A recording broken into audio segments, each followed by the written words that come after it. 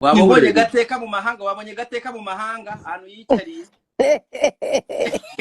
Wabonye gateka ariko je ubu mu ibintu bya Jihad wazabivuyeho wamuretse agakomeza ko Jihad mwizeye tazaca kumutinganyisha nka kwereka ariko amusuka icyo Jihad wo mu rushumunwa je ibyo urimo urakora nicyo bita guharabika. Guharabika Brian ibyo ni harabika Brian Coach Gael yavuze ngo I will bring Chris Brown muri iki gihugu, mark my words. Mbere yo kuvuga ngo Coach Gael yavuze ntabyo nase uri kumva ko atabikora se wowe na Brian muteke wowe utinya ukuri kwanjye je nicyo utinya nta kintu ntinyemo nta kintu murimo muravuga ahubwo Brian gisigaye gikunda abagabo niyo mpamvu cyanyemereye iki umupuri. Thank you so much. Hari ukuntu yicaranye n'umugabo mu modoka ahita amushyize urutoki mu ntuza. Nabyumvise ko ari wabyumvise ko amushyize urutoki mu boro ari kumwe n'umukobwa ahise amuvuga ngo niyicare imbere kugira ngo abone uko azimutera. Yesu ako manije wabanye rero ibaze ko mba nicaranye n'abantu ari kumva amagambo buri kuvuga mani ibaze ko turi kuva mu rugo tugiye mu kazi ariko nyumvira amagambo buri kujajwa. Brian nanjye nagize ngo je ibyo avuga nibyo kubera hari ukuntu wisomeza nkaho uniha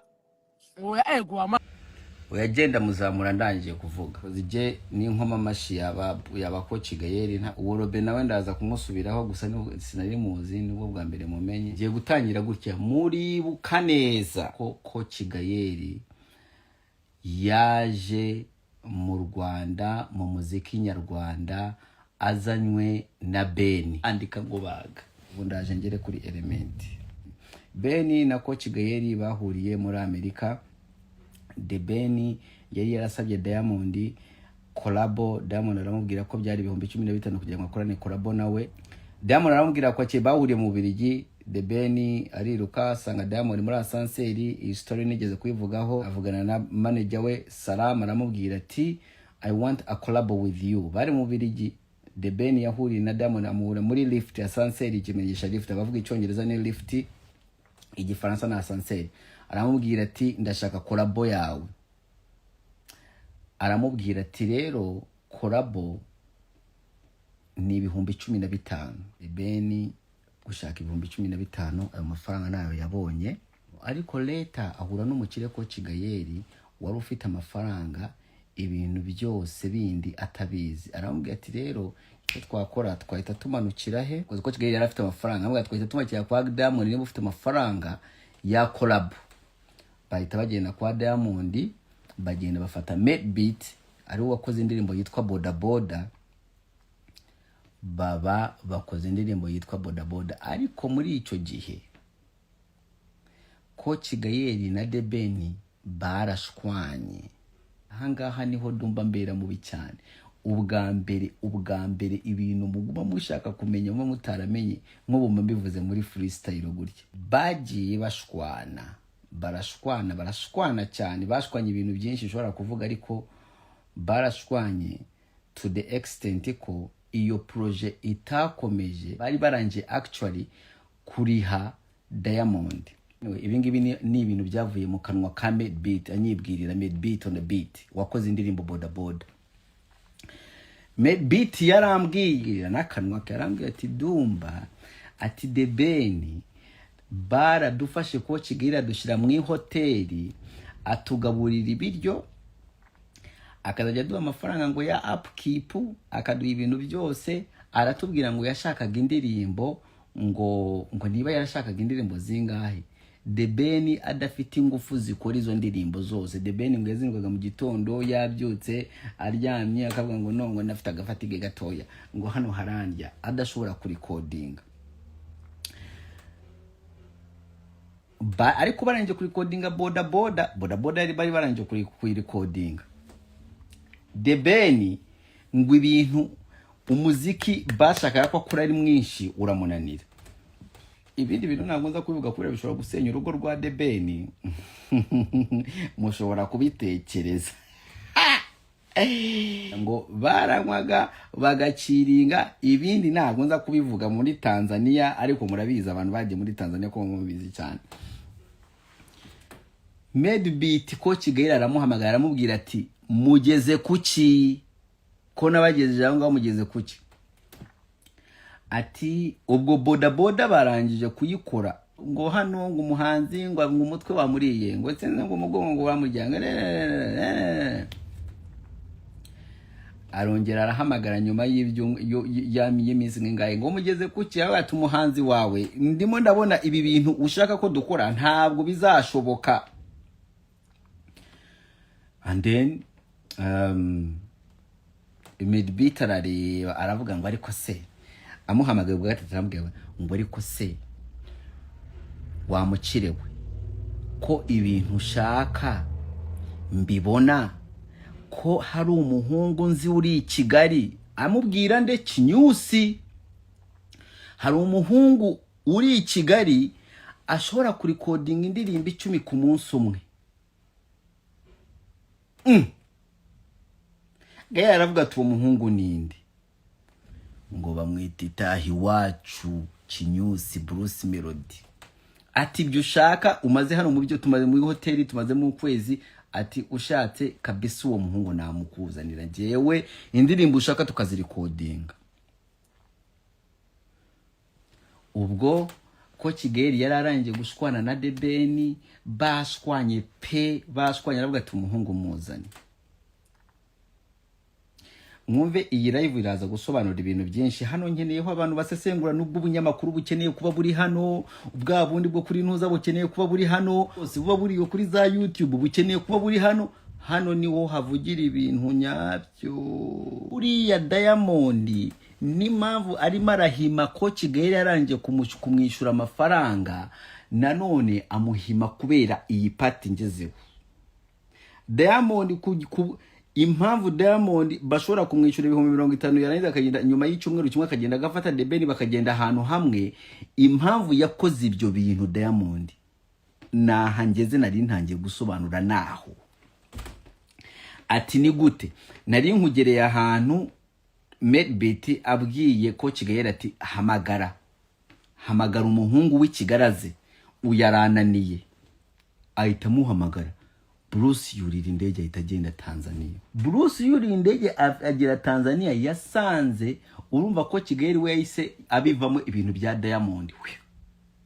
Ariko ko Kigeli avuye ibintu bya Diamond Debeni ibuka ko ari cyo yashakaga cyari kimuri mu mutwe kozi bari barahuriye muri Belgique aramubwira ati 15,000 nibyo nkeneye. So amafaranga we ko Kigeli yarangiye kuyarekura yayahaye Diamond byarangiye. Ariko ko Kigeli kubera bagiye basubiranamo we na Debeni batongana yageze aho ngaho barangana baravuga ati obirarangiye I don't want you nayo I don't want you. Ko Kigeli abivamo bamuzanira uwundi muhanzi niriya ndirimba itarayihorera. Uko niko byagenze. Boda yarayihoreye ko Kigeli ayivaho. Muribuka ko mu nyuma ko Kigeli yagumye avuga ko ashaka ko Debeni amwishyurira amafaranga ye yishuye kuri boda urwo rugambo sinzi niba muruzi. Noneho bahinduye n'umuntu Debeni yashakaga Diamond bahita baramuhindura. Bruce Melody aza nyuma y'iminsi 2 Bruce Melody aza baragenda straight bacaho bajya kwa Harmonize. Medbeat on the beat Bruce Melody ko Kigeli na Harmonize. Hari aka video kari kavuye gusohoka mu nyumve hari aka video Diamond yaravuye gusohora. Ubu ngubu aho ndimo ndavugira iyi time niwo hari saga nini muri Tanzania yabitwa Konde Gang n'ikitwa Wasafi. Beef iri on the peak, beef yari hejuru gutya iri mu ijana. Ubu ngubu yaragabanutse namwira yari yatangira. Ariko muri iki gihe ndimo ndavuga nibwo Wasafi na Konde Gang beef yari hejuru gutya. Diamond yafashe akavideo, wumva akavideo. Diamond yafashe video arayipostinga irimo Medbeat ko Kigeli Debeni na Diamond. Nyuma y'iminsi 2 hasohoka iyindi video irimo Medbeat ko Kigeli Bruce Melody na Harmonize. Umunyabwenge atangiye kumva urumva ibyo bintu Diamond byari kumufata to the extent ko aya na amakuru ariko sha nkundi yo nimo ndavuga amakuru nyayo atayazi. To the extent ko indirimbo boda Debeni nuza yatangiye kumukatira. Diamond yatangiye gukatira The Ben atavugana nawe, ariko Diamond nuza The Ben akaba yarigeze guhura na DJ wa Diamond uwitwa RJDJ, bahuriye muri Amerika. Ari ukuntu yumva mu Kinyarwanda, so bigeze kuba inshuti, bahuriye ahantu muri award. RJDJ bagiye kumuha award, uwo akaba ari ameze gutya na The Ben, bari bameze uko baraganira cyane. RJDJ ni inshuti ya The Ben cyane.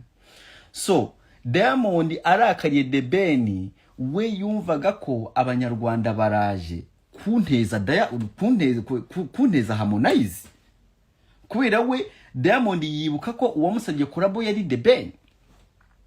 Ati abanyarwanda baraje kunteza Harmonize, ati ndanje gupostinga kaboro ndimo ndatwika. After two days bapostinza kandi bari kumwe na Harmonize, abanyarwanda banzaniye agasuzuguro hano muri TZ. Noneho we yagomba kurakarira, ni nawe yarazi yari The Ben, niyongeye kuvugana na The Ben, kandi barangije ku recording indirimbo bataranayishutinga. The Ben ahita hamagara RJ the DJ, aramubwira ati man, umuniga w'umukire wanje yankatiye, ati rero njyewe ntabwo mfite n'uburyo na bumwe man nshobora gukomeza projet. Diamond uwo RJ the DJ ari we DJ wa Diamond ahita, kubera we Diamond yari yishizemo The Ben, ahita asubirayo agenda abwira Diamond, amubwira game zose ukuntu zirimo zirakinwa muri timu z'abanyarwanda.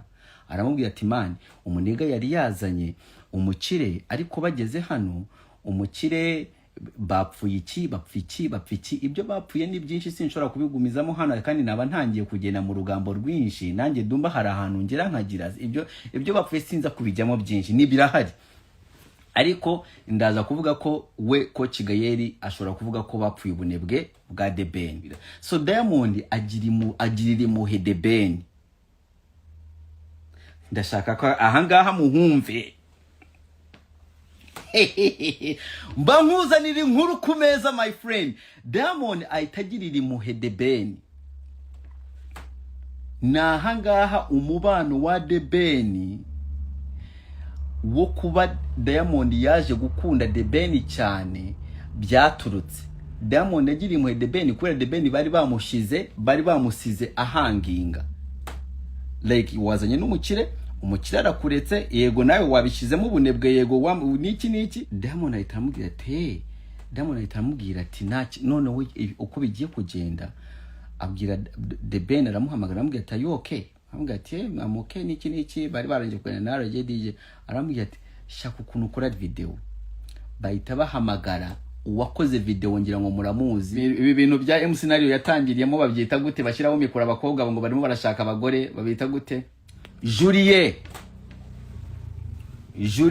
BMGizo.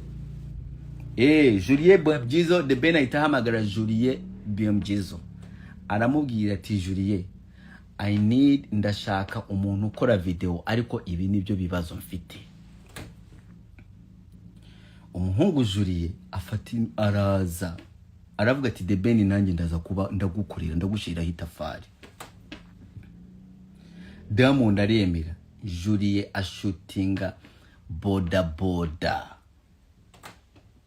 Julie yashutinze boda bra. Ndirimbo irasohoka, ariko igiye gusohoka The Ben nanone abona ko ataza kuba afite amafaranga. Ubu ndimo ndabasobanurira ibibazo byose byahise. Abona ko ikintu bari baje ko ataza kubona amafaranga ya promotion n'ibiki byose n'ukuntu yarageze. And then Diamond baricara hasi. Diamond ahita amubwira ati rero icyo ugiye gukora iyi ndirimbo kugira ngo ikore yindekere, njyewe reka mbikore. Ben yari stressed, yari depressed, ibintu byose byari byansi. Diamond afata indirimbo ayishira kuri platforms, arangije ahita atangira promotion. Diamond ya promotinze boda. Abantu bibuka muri icyo gihe ahantu hose boda was promoted. ariko nta kindi kintu Diamond yabikoreye, ni ukubera yaragiriye Muhe The Ben. Urumva ya promotinze Boda Boda iba hiti, Diamond ahita atangira kuba inshuti ya The Ben cyane kugeza no kuri isaha. Mushobora kuba mwicaye na The Ben mukajya kubona Diamond aramuhamagaye, muposing aho ngaho ngeze, muposingeho shira gata aho ngaho ngeze, ngiye mbaza kugutera story kugira ngo ume none ugire no mu bwongo nawe utekereza uvuga ati cyakara icyo ndo cyo kijama, iki kijama ibyo kivuga ni bizima kweli. Aho shira gata aho ngaho turahagaruka. Indirimbo iragenda imyaka irahinduka, Gayera agarukana na Bruce Melody. Nyuma yo gusiga indirimbo mwayirikodinze, video ukayirengagiza, ukanteza Harmonize. Nyuma y'iminsi 2 naye gushira hasi akavideo ukongera ukanteza Harmonize. Nari ndakariye The Ben, nza kubimenya ko The Ben atarabifite mu ruhare. Nyuma y'imyaka 5 ingahe, nyuma y'imyaka ntabwo ari nyinshi, niba ari imyaka ingahe, niba ari njyango n'imyaka 4, nyuma y'imyaka ingahe utangiye kura warangiza ugahita showing up na Bruce Melody ngo urashaka koramo. Uwa mwito the Domba #1 in the game. My friend, if you're manza kubikubwira, you show up with Bruce Melody, you want a collab. Nabagukoza akantu kambere, ahita kwereka ko nyuma yo gushutinga video, nyuma y'iminsi 3 araba ari kumwe na The Ben barimo barakiringa mu ndege. Banyarwandakazi, muri abantu 380 hano, ndabinginze mwibuka amagambo Domba avuze. Nushaka ukatema akakaboro ukabike kugeza ubwo indirimbo izasohoka. Nushaka ukabike kugeza ubwo indirimbo izasohoka. Nukuri kw'Imana bijyanye n'amagambo mvuze na story ukuntu nyikurikiranye, iyi ndirimbo Diamond ntabwo azayitaho.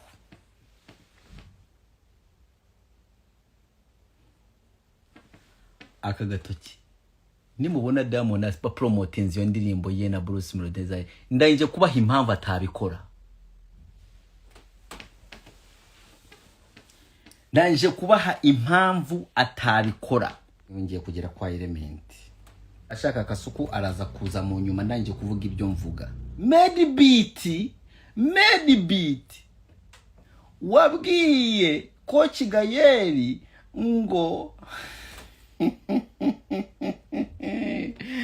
ngwaza umwana ngo ushobora ngo kumukorera indirimbo 10 ngo umunsi umwe niki ntabwo byatinze. Yari yifitiye agashinga ke kitwa 155 AM, ageze i Kigali bakareba gutya barakayora.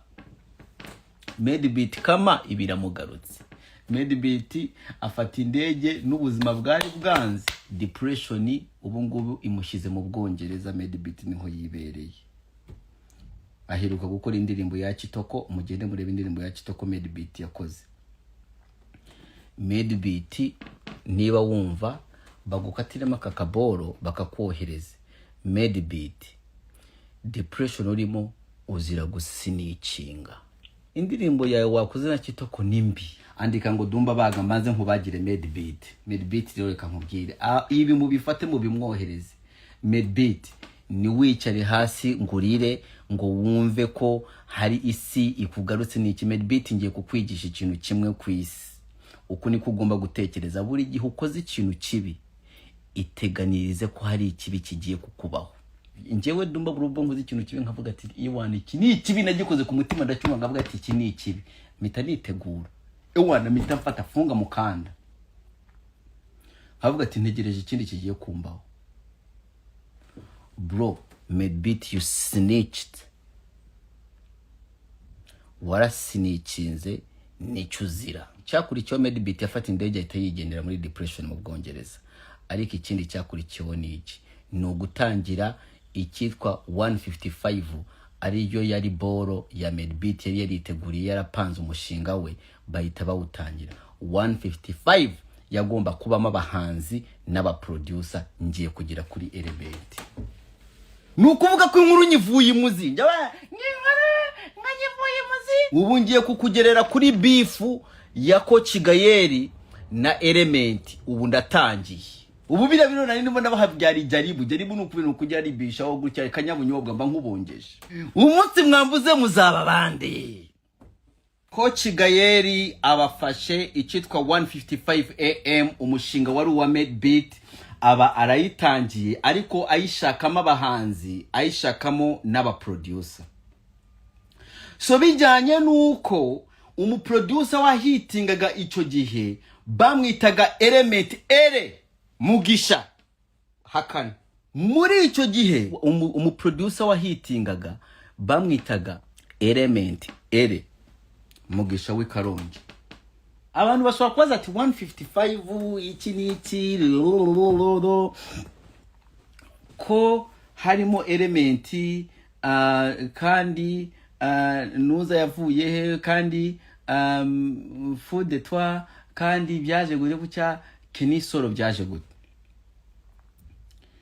Coach Gayeri yari umuntu azanye amafaranga ariko ibintu by'umuziki ntabyo yarazi neza ndashaka ko iki kiganiro muze kugifata mu uploading umva nyita Cedric gusa icyo uza gukora make sure ko ahantu nashizemo ibitutsi utabishira mu bintu byangombwa kubera hari habari y'abantu bakuru ubu ngubu nta kibazo nabubwira ibintu ubu ngubu n'ubwana butoya bwayumva ariko iriya kuri YouTube sima shaka ko abantu bumva ko njya nagira abantu usanga umuntu umufana wanje wo kwisimbi yumvishe ndimo navuga zagre urumva nana babo like I don't really want people abantu bambonye kwisimbi abantu bambonye hariya kumwe nunza so kuri YouTube siyo mvugo yanje so make sure ibyo biboro bikata mutarayi postinga lebo yagombaga gusa nka lebo ikosa rya mbere babanje gukora Coach Gayeri afata business afata muri umuntu we witwa Kenny abarayimushinje y'umuziki so we bossi nyiri gutanga amafaranga already ibintu by'umuziki ntabyo uzi neza and then ufashe muri umuntu wawe uyise umushinga ngo ibintu by'amafaranga ni iby'umuziki banyarwandakazi aho nagushiraho question mark aho nagushiraho akabazo agomba gukorana nande murumuna wa Coach Gayeri was supposed to work with who murumuna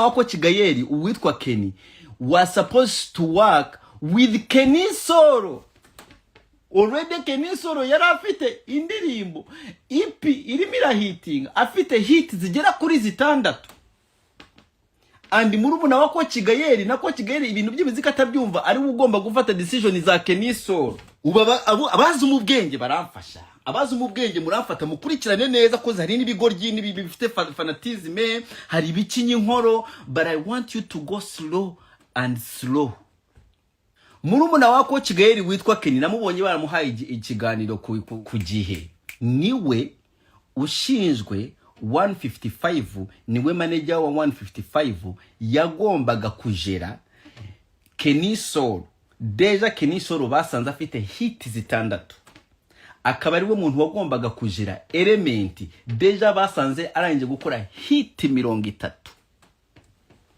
zirenga and what do you expect niki mu expecting nukuri kwimana nukwineneka kw'abahanzi Element nzi igoye nza kinenekoke nzi umutwe we munini Kenisoro nzi umutwe we munini wallahi ntaho mushobora kumvikana so bafite agakino bakina muri 155 ukiringana Coach Gayeri tonight ugakiringana Bruce Melody tonight byagera mu bintu by'amafaranga bakakohereza kwa Kenny uri Kenisoro nawe yangazi ngo genda uvugane na Kenny talking about money ngomba kugenda kwa Kenny and then wagira kwa Kenny ukamubwira ibintu by'umuziki we baramubwiye ngo ya aho ugomba gutanga miliyoni 2 hano niko bigenda bageraho Kenisoro akamubwira ngo amafaranga ibintu bambwiye ko nzana ku mafaranga amwe ngo ya ngo Kenisoro ngo amafaranga ni menshi ngo amafaranga ntawe ushobora kuyaguha amafaranga ego sometimes abahanzi bacu nabo bajyaga sometimes budget zabo nazo zari high cyane, ariko sinshaka ko dufata uruhane rumwe. Nubwo ego nubwo Ngarusi kana ashobora kuba yarasabye miliyoni 15 tukumva ko miliyoni 15 ni nyinshi kuri video, yego aho ngaho nanjye ntabwo nshobora gukinya inkoro, ariko at the same time ntabwo tugomba kumva ibyo. Hari ibindi biba byarabaye mutamenye tugacira miliyoni 15 hejuru. Hari igihe bamusabye miliyoni 2 akahita yanga gutanga miliyoni 2 agahita atanga 500 abihake n'isoro ufite umugore n'umwana ufite na hit 6. Aho nahise menya ko akazu wallahi kagiye gusenyuka. Coach Gael akaba ari umuntu yumvikana nijoro yanyweye inzoga, yarangiza mu gitondo ari soba akaba atacyumvikana neza. Ubu niwe Coach Gael nyawe. Akwizeza amafaranga mu gitondo bwacya, wajya kumubwira akakubwira ngo ajya kwa Kenny nakubwiye ngahe ngo wambwe miliyoni 5 boss ngo jya kwa Kenny wajya akakubwira nta mafaranga nta miliyoni 5 dufite kuri accountability, turabigenza gute? Je Dumba uzi ikintu ugiye gukora? Ugiye kubanza undeke mvuge.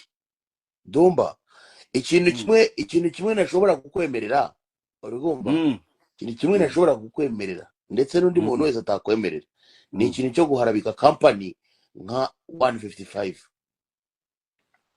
Ugiye kubanza undeke mvuge, ariko ntago nakwemerera ko waharabika Dumba, uko wowe reality urayizi.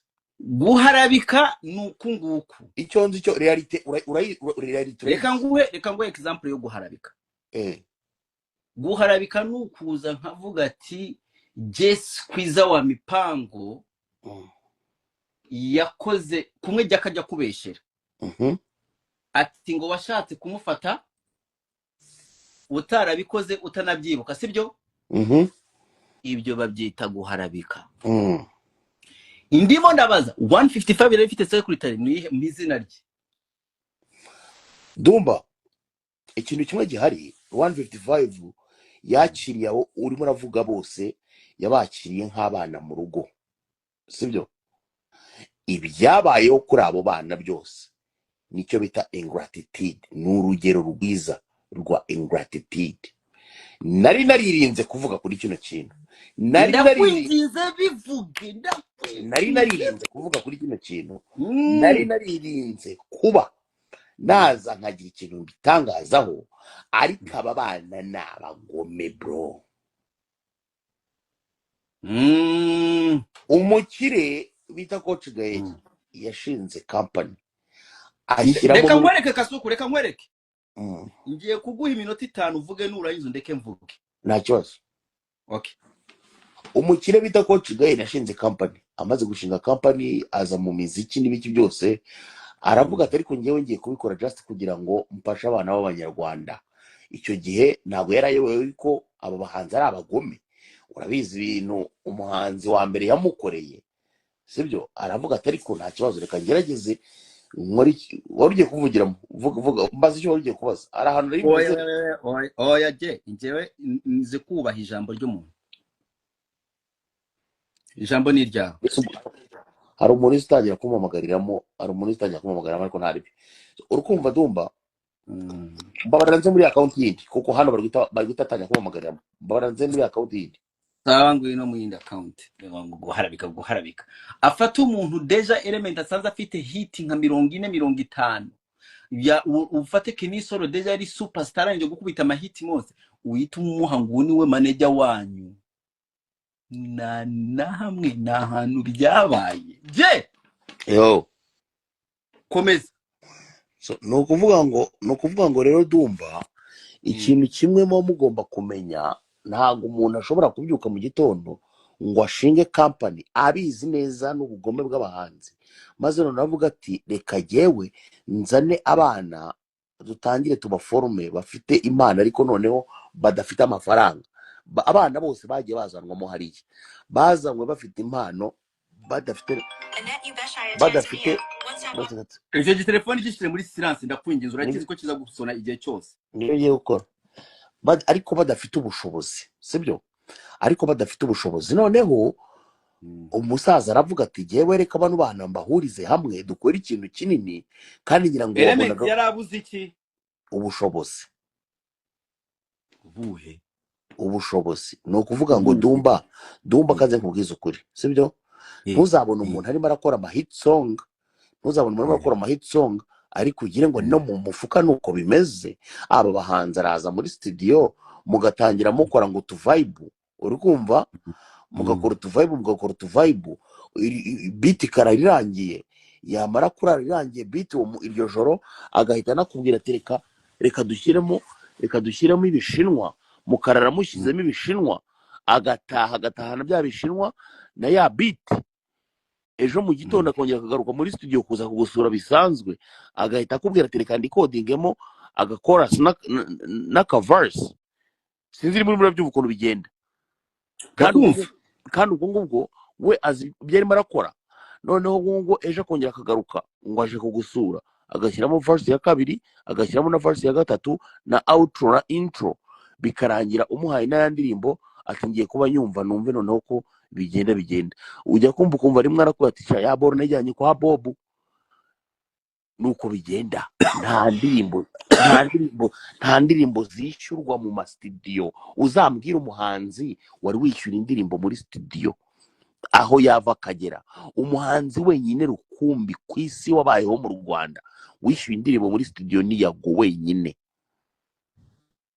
Ubu niwe muntu wenyine wishyuye indirimbo.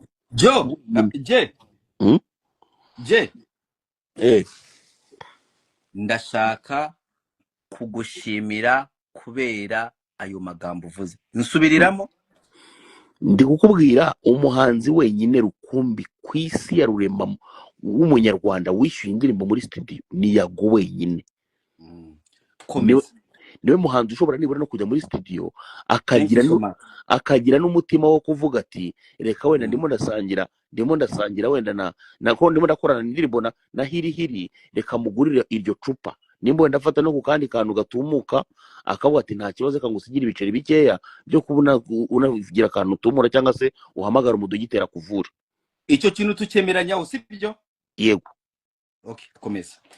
Ariko noneho aba bahanzi bandi nta kintu batanga bro. Nukuvuga ngo n'urugero numvise ndutanga urugero ku muhanzi bita Kenny Solo. N'umuhanzi nkunda kandi nawe arabizi, I love him, I respect him. Ni n'umuhanzi n'umwe mu bahanzi nkunda rwose n'uburyo baririmbamo. Ariko uzabaze Kenny Solo uti Kenny ni ryari wishyuye indirimbo muri studio? Nawe arabivuga ko arayibwayishyuye. Urakoze cyane. None surambwira ngo Element ubushobozi yari kubukura niba batamwishyura muri studio indirimbo. Mbwira ikindi kintu yari kubakora rero. Kereka niba koko bimwe muvuga byaba ari byo. Niba afite ubwo bushobozi koko, kereka wenda niba bimwe muvuga byaba ari byo. Simwambwiye ko ngo ari gahunda Element. Ko numva muvuga se niba umuntu akora rero nishyurwe muri studio. Oya, umuntu twavuze ko ari umutinganyi twabiganiyeho hano, ni wowe wari wavuze ko Kevin Kade ari umutinganyi. Ntabwo kandi sinemeranyije nabyo. Niwe wenyine muntu tuvuga muri no minsi ko ashobora kuba wanyeretse na proof yo kuri ntuza. Ariko Element oya Dumba umva nawe bintu nawe uri umugome. Narakubwiye ngo Kevin Kade yaranyishyuye, amaze kunyishyura ananyereka proof z'uko yarangira sibyo? Oya, ananyereka proof z'uko ibyo bintu by'ubutinganya atari umutinganyi. Ananyereka proof z'uko atari umutinganyi, ndetse rwose nanjye ndabyemere yuko atari umutinganyi kuko yanyeretse proof zose bigaragaza. Uwo muntu wari kuri liste yacu muri no minsi mu bahanzi yari Kevin Kade mu bintu by'ubutinganyi, nabyo twabimukuyeho, nabyo ntabwo akiriwe. Dumba ndimo ndakubwira yanyeretse proof yangaragarije ko ntagaro atari umutinganyi rwose wo kabyarawe, ndetse yarananyishyuye full amount. Amafaranga wari umurimo, erega wari wamuharabitse nawe.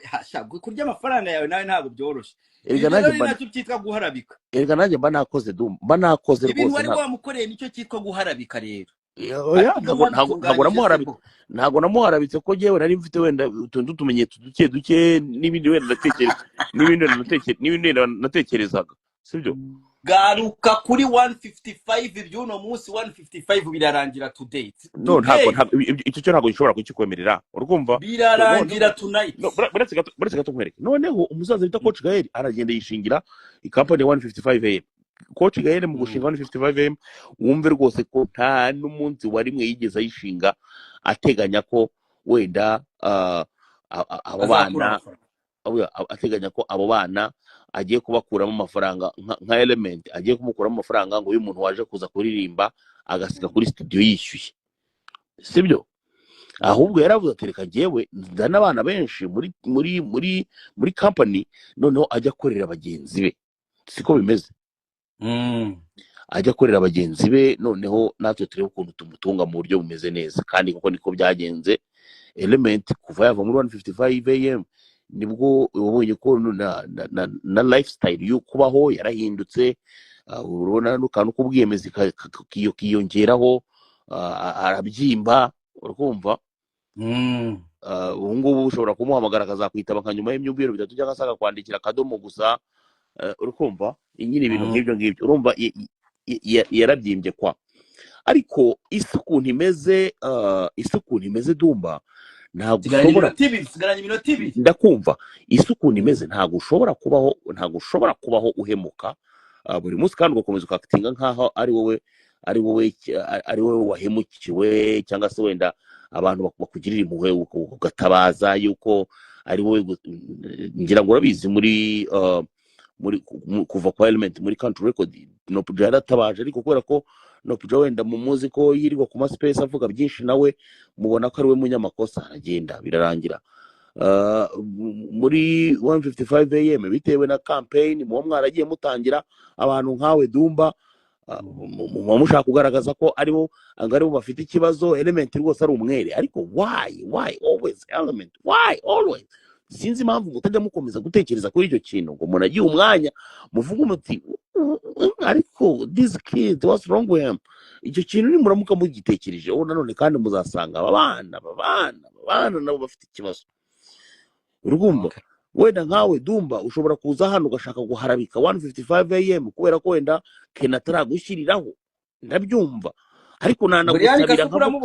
Ariko nanagusabira nkavuga nti Keni, Dumba mumenye umushyirire kuri momo ye bya 12,000 bya 13,000 ariko ukamushyiriraho, sibyo? Ariko nimukice izina rya company nk'ire yafashije abo bana. Urumva, iminota 2 wampaye menye irangiye, banza uvuge kugira ngo mbone aho ngende. Irangiye Kasuku Jess kwiza rero, reka nkubwire. Ngiye gusanga kubera wabanye cyane na Eminyawe yarakwanduje. Ngiye gukoresha amagambo wowe ukoresheje kugira ngo nkwereke ikibazo 155 ifite. Uravuze neza ko Banyarwandakazi mwari muri hano. Je avuze mu magambo ye neza ko Coach Gayeri yazanye aba bana abafata nk'abavandimwe, sibyo? Urakoze cyane. Wongera uravuga ngo nta mu producer kenshi izi ndirimbo zisohoka ziba mahiti na rimwe bajya bazishura. Ayo magambo urayavuze.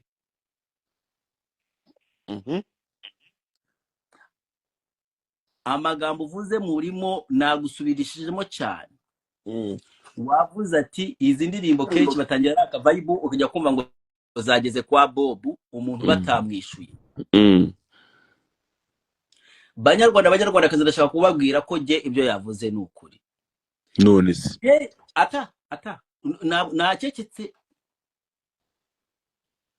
nacecetse rero. Muri contract yo 155 harimo amafaranga Element yagombaga kwishyura buri gihe burubwa ko zindirimbo. Urakoze cyane. Niyo mpamvu Dumba, niyo mpamvu ngomba kuvuga ndangize. babara nguterekere moya nukomeza kugenda uvuga gutyo ntago ngende ubye reka kugira ngo uterekeremo akantu aho ngaho ndetse nongera ngo reke. So niyo mpamvu ikitwa contract abantu benshi cyane bishimira kwakira amafaranga ya kontra uri nk'umukinnyi cyangwa se uri nk'umukozi ugapfa gusa gusinya ngo ukabira birarangiye utasomye impapuro mo hagati. Urumva ibyitwa ngo vibe ntabwo bifataga wowe nk'akazi niyo mpamvu uba ugomba kugira gute, uba ugomba kwihanganira icyabaho cyose mu gihe byabaye rero professional. wabonye gateka mu mahanga, wabonye gateka mu mahanga ahantu yicariye. wabonye gateka ahantu yicariye. cya Jay ni igikozi cyo muri 155 ubu yibeshye ukayivuga nabi yanakwica. Oya, ikintu kimwe nshaka kubabwira Brian, mu kintu wamugomba kumenya, twe tuvugira icyo bita reality. Urumva ngo reality icyo bita reality. ubu ngewe nzamuwe n'ijambo rimwe nsanzwe uri kuvuga ngo erenga asigaye yarabyimbye, ngo yariyemeye, ngo life yarahindutse, bla bla bla.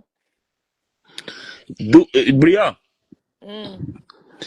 Element sha yari umwana nakundaga bya hatari, none sibyo? se ubu kumwangira iki Element kameze neza? Buretse gato nkubwire, mfite inkuru zigera kuri 200 nshobora kuba narekura mugahita mubona ko la realite compte. icyo bita reality uri kwishuka sheri, y'ukwibara. wikikinisha uwo mwana ntimukomeze kumushuka sha, ntimukomeze.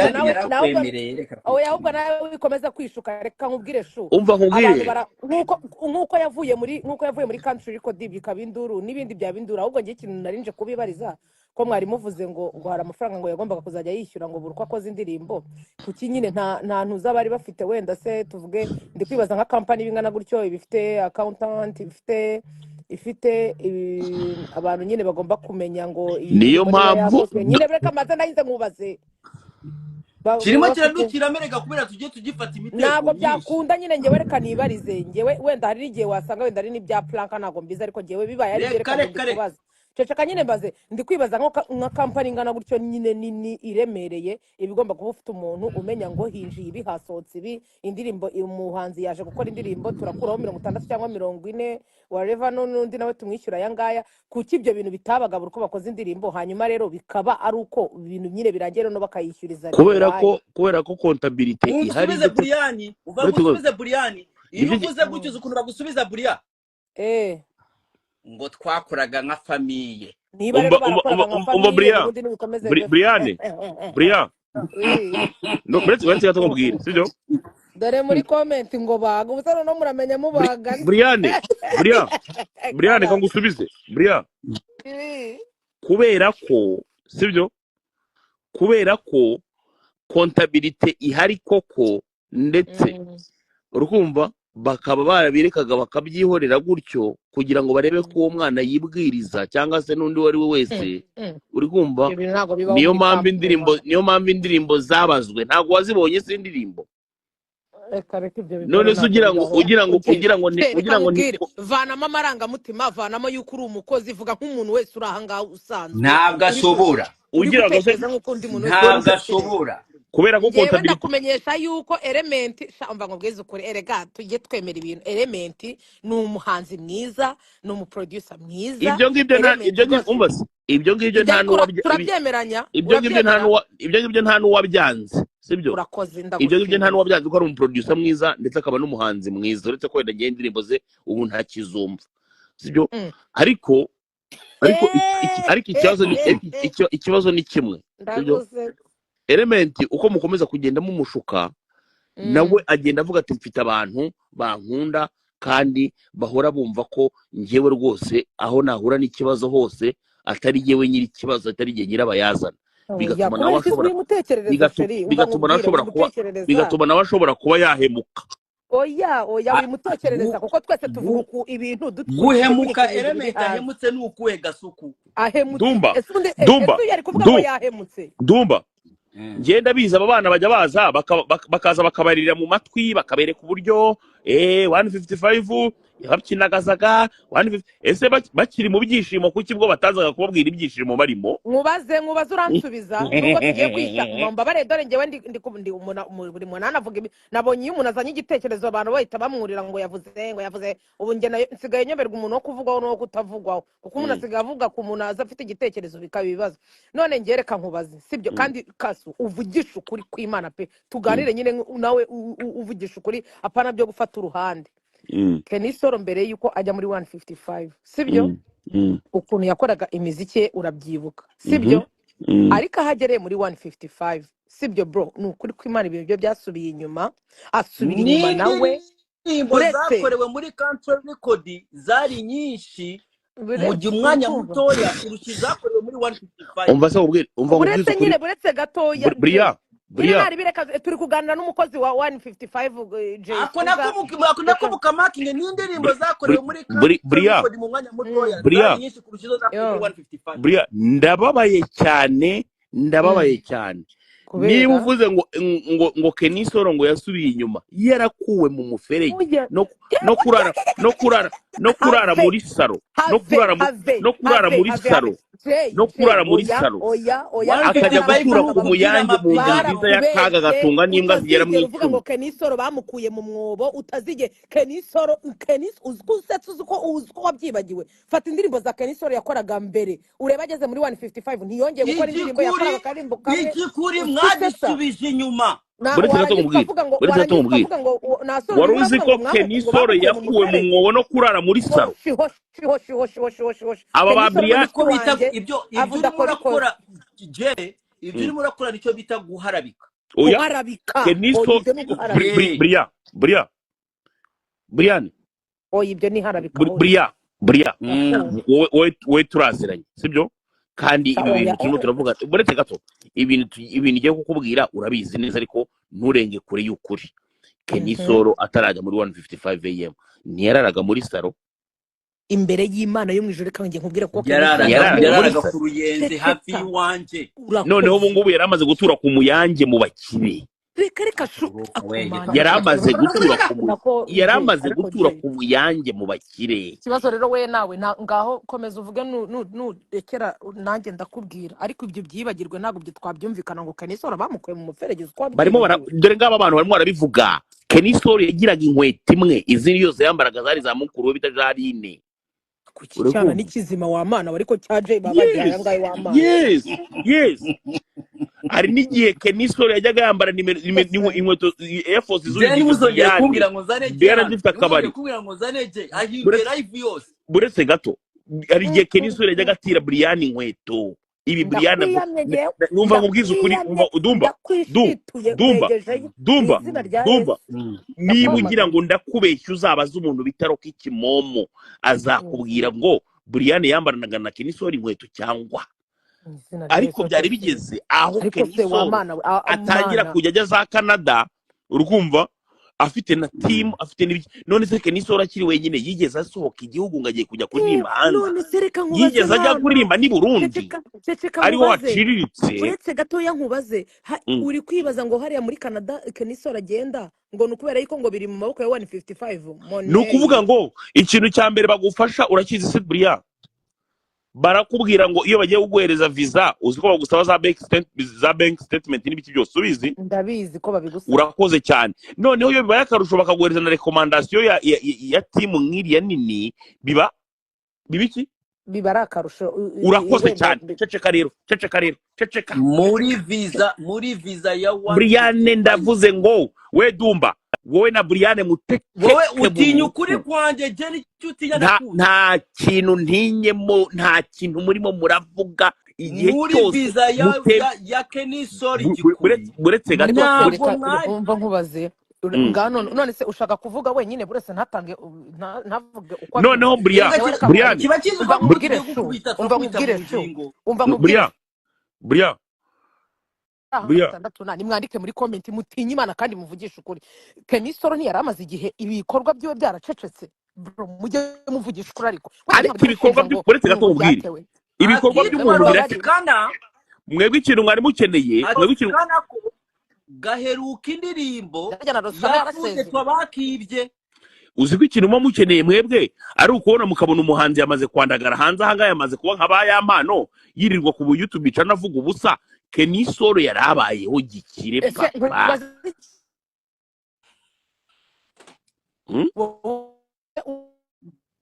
Ngonguki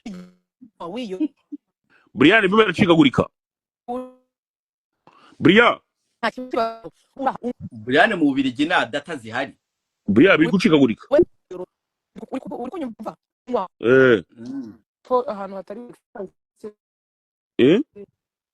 Subira hahandi Brian. okay ubu ngubu muri kunyumva ubu muri kunyumva turakumva. okay na Jay ndimo ndakubaza none uri ahantu aho hantu wita ngo ni heza abantu bagufata neza urya neza unywa uryama umeze neza ufite ubuzima bwiza nta muntu numwe wanga ubuzima bwiza bro kenshi rero ubuzima bwawe urabuzi ukuntu ari insazi iyo ugize amahirwe ukabona umuntu ugufasha ibyo Barahita bakakubwira ariko genda uhinge.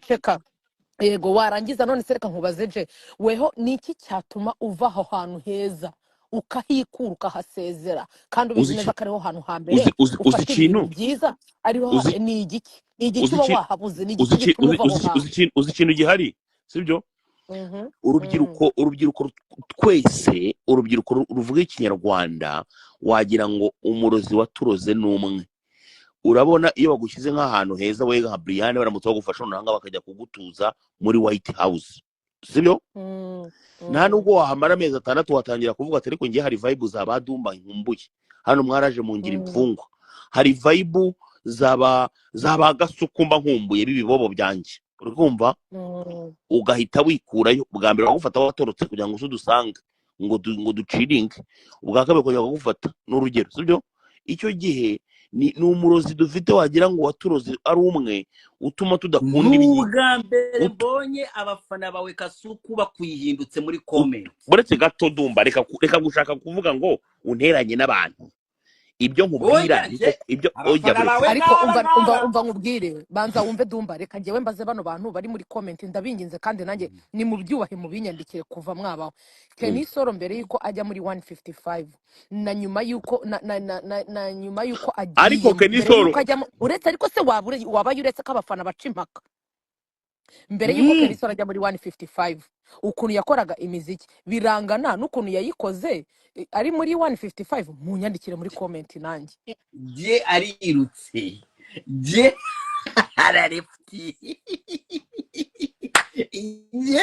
je iyi ntambara ntayashoboye je vuga tukugarure je skwiza urajyahe garuka umva comment zanjye zahagaze umva Dumba ari umuntu warumumugariye mu mwana umuntu warumumugara niyo mpamvu umva se ntuza zanjye zahagaze comment ntago ndi kuzibona reka mveho nongere nsubireho va ugaruke urumva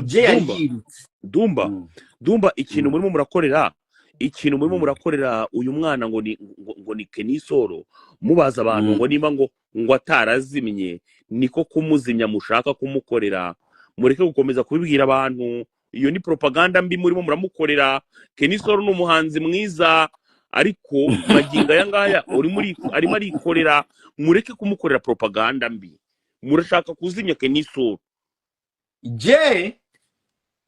je wavuze ko umuziki babafashe nk'abavandimwe abana Dumba reba muri comment je ndabizi ko je barimo baramukuri reba muri je barimo baramukuri barimo barakora Kenny Solo yarakoze buretse gato yasubiye inyuma murimo ntureba se murimo murarangiza umuhanzi nababwiye nabibiyamye buretse gato murimo murarangiza umuhanzi mukora za propaganda muzigaragaza ko ngo yazimye muramurangije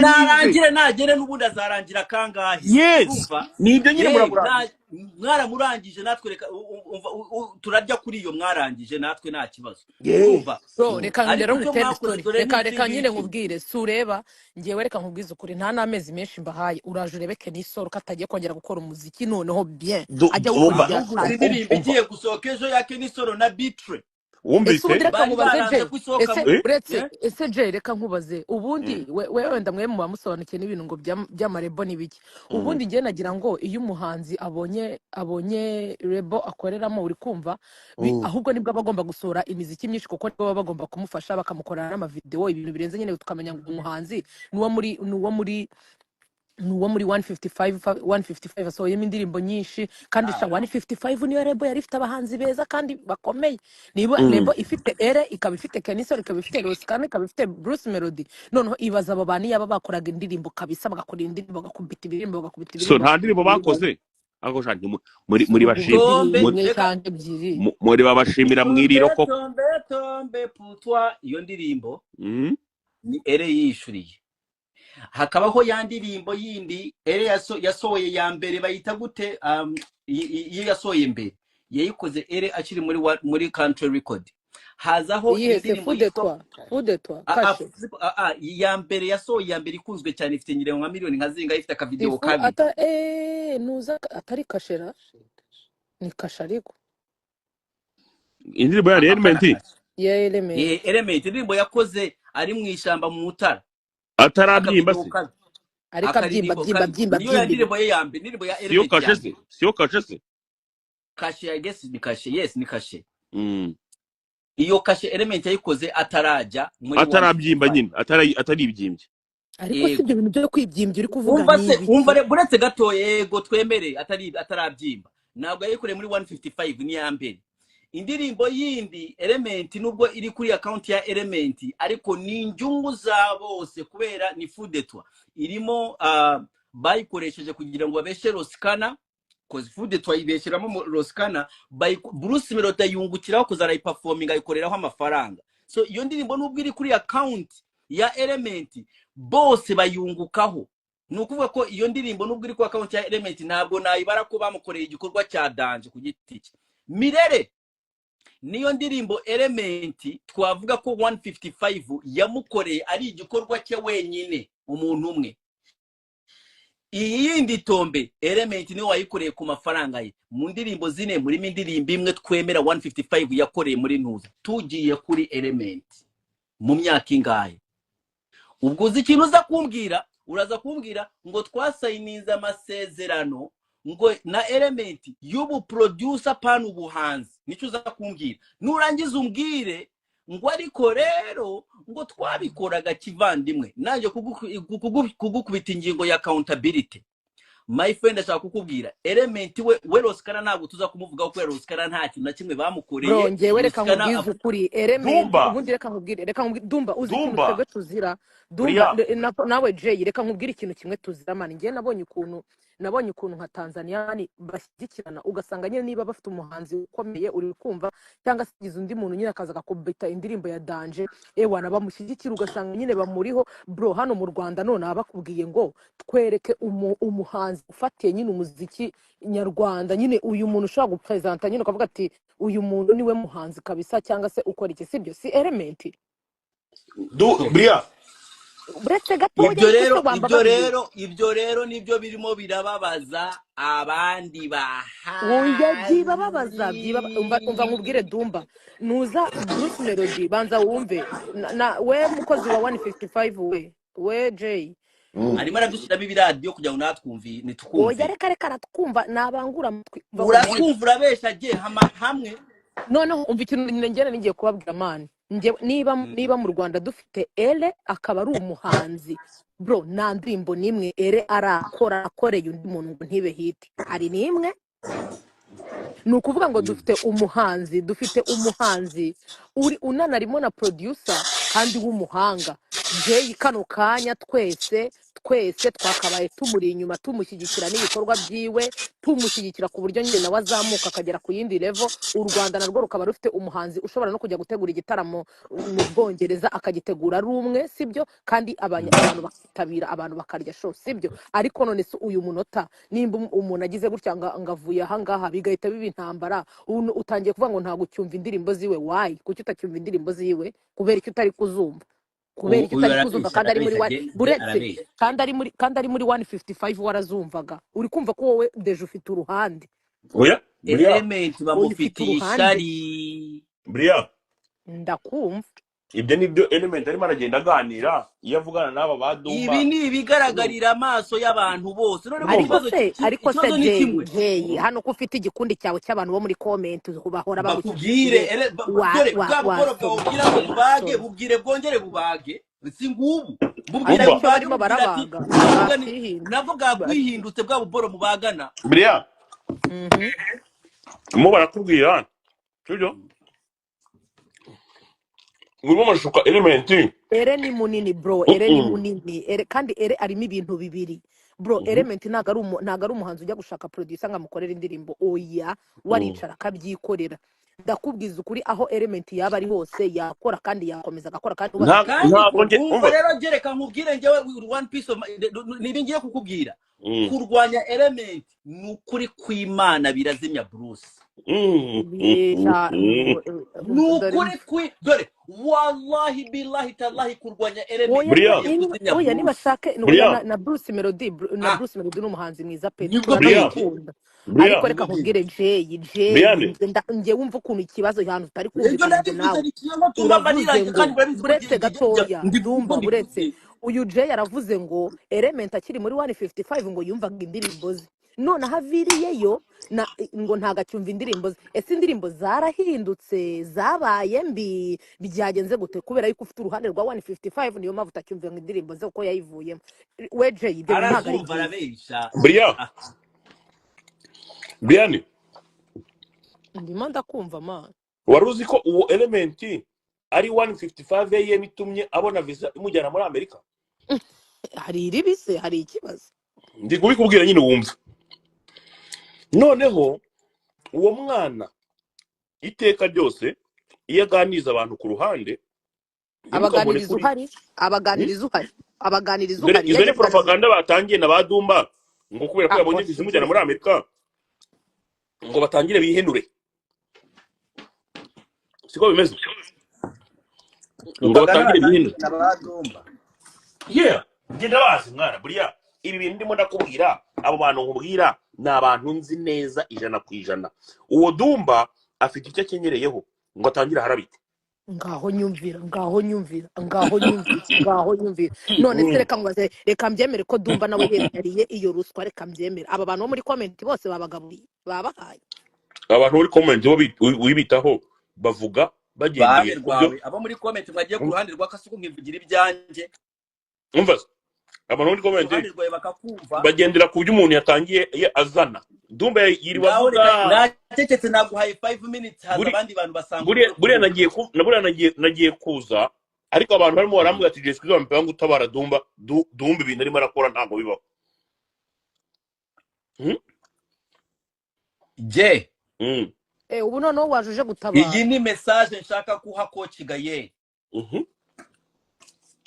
mubwire ko ikintu arimo arakora kurwanya ere nta arimo ararwanya ere hano nzi neza ko umva reka ndangize je ikibazo cy'ikiramo ibintu arimo arakora kurwanya ere ngewe dumba Gaye nawe mukure muri bino bintu Coach Gaye ni umukire ni umubosi ibyo byibwe turangize ibintu arimo arakora oya Brian mwebwe mutinye ibyanyu mugene mutinye nawe je utinye ibyawe ngewe dumba izima ndikinyereraho ntago nya ndivaho nta kibazo mu bivuga ibyo ngibyo niba babana n'amafaranga zayo yewe ndakwiyamye ngewe nta muntu wamaye amafaranga nta none ganya kuma amafaranga ngiye nk'ubu ngubu reka ngwize kuri kintu ibyo wivugisha hano ngo ari umukire wowe uza amafaranga mfite kuri konti we Brian oya wamaze umva ngiye nkubwira ikintu cyambabaje wewe wamukoze wa 155 AM wewe wamukoze wa 155 AM wowe Jay Squeeze ikintu cyambabaje ni ukubona nk'umuntu w'umuyobozi CEO wa company agenda agakora ikiganiro akavuga ku muhanzi bari bafite cyangwa se akavuga ibintu byaberagamo indani umuntu wese atigeze amenya akaza akajya ku binyamakuru ngo Kenimani wabonye kugihe narabibonye man se biranibye umva yagiye ku gihe atangira kuvuga ukuntu ngo Roskana yishoboye bro umva iriya niyo bita reality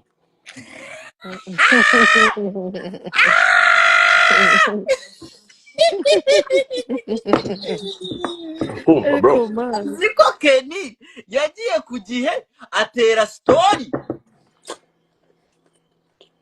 esha biriya biboro we uzi ikintu kimwe cyamaze kubaho Eh, narababwiye ndavuga nti ubu bugambo bwirirwa muvuga ku mbuga nkoranyambaga bwamaze gutinyura 155 AM ntago bagitinya bya bindi ngo muraza ngo mubaharabike bahisemo noneho bahisemo kuba ababloga, bahisemo kuba bakasuka. umva nkubwira ikintu kimwe Eh, udumba waretse kunsetsa ngo Urumva? bahisemo oya kuba bahisemo baburo kuba bakasuku.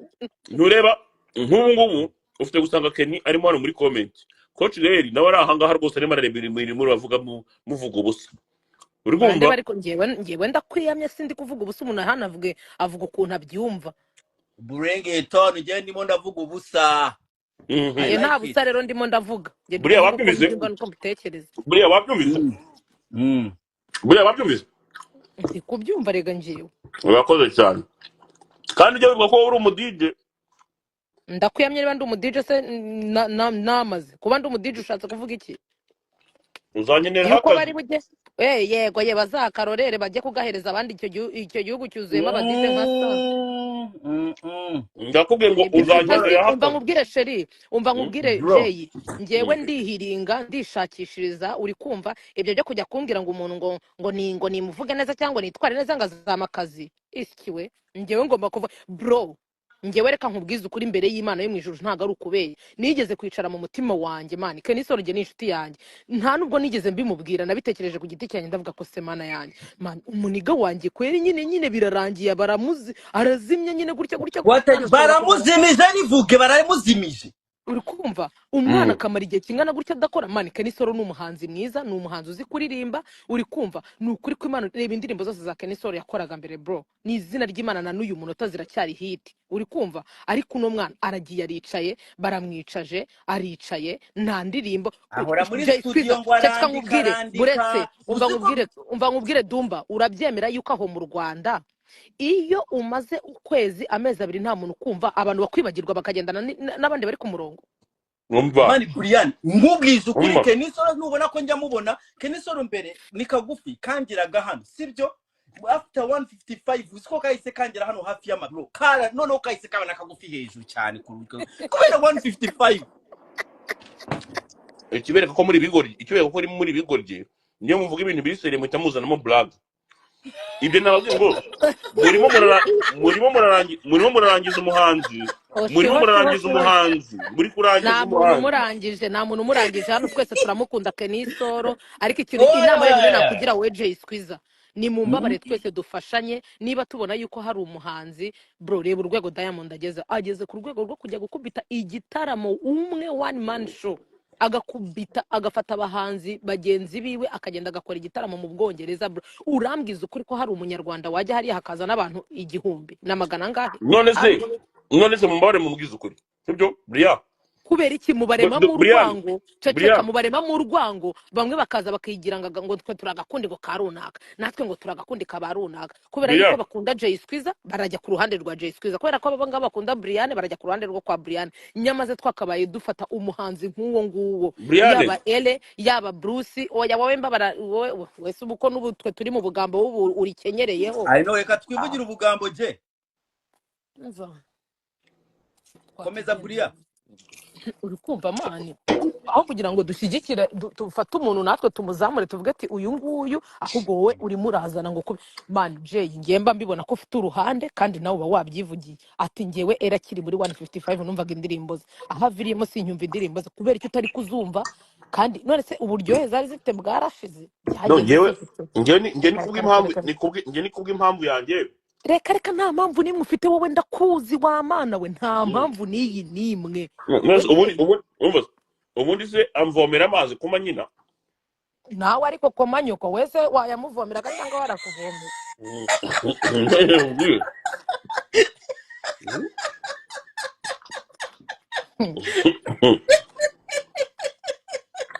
nta mazi amvome nawe ntayo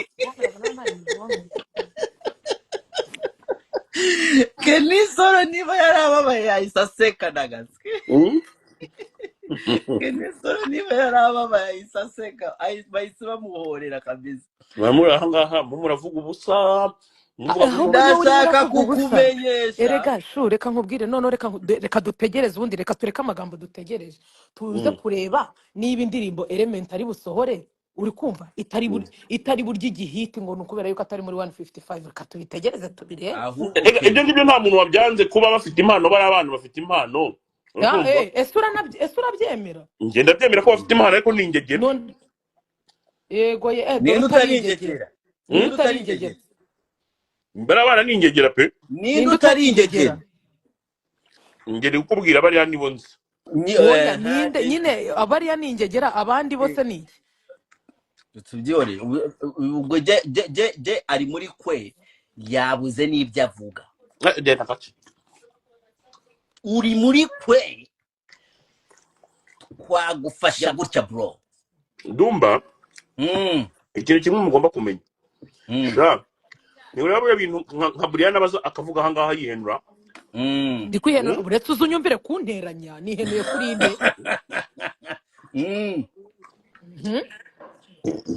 uratangiye nihenuye kuri inde oya ngewe reka mugendo ndabigusubiriramo n'ejo bundi nzabigusubiriramo bro ngewe Element ndamukunda mukundira ibintu bibiri kuba honyine ari umuhanzi akabafasha n'abandi bahanzi bagenzi be ibyo byonyine ko Kigayeri umva je ko Kigayeri ntari birye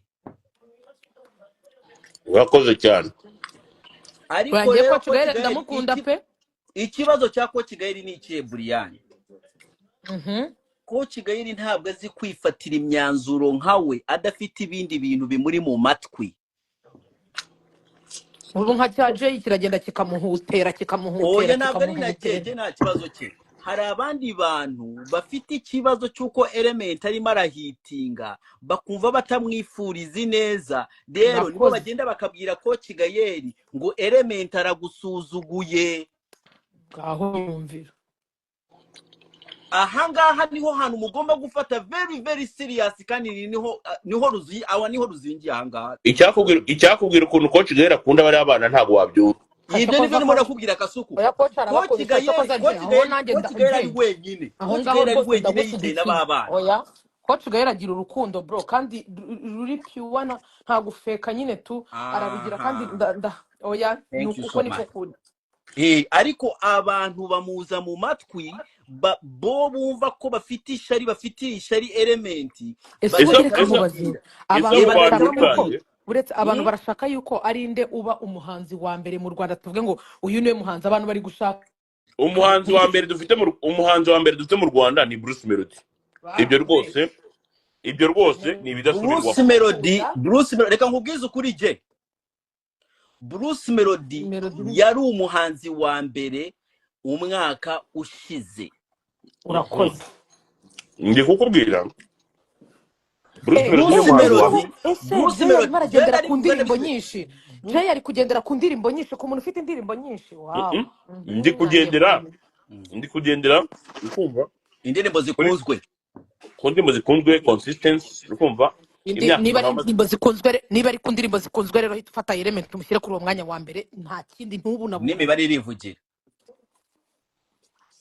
uzi ko ndi mu bantu n'imibare irivugira ukumva uzi ko ndi mu bantu bahuye n'umuhungu waguriraga Element ntuza views n'abasabu ndamubwira nti muvandimwe rekera aho ngaho murangiza umuhanzi sinakubwiye ariko none ndamenya bakwishyuriye ikira ndamenya amafaranga baguhaye ari ayo kuvuga neza ikintu tugiye kukureka gukora ubu ngubu tugiye kukureka ugende ubire kuri live mutwikane na Piyonika turagusubiza kwa Piyonika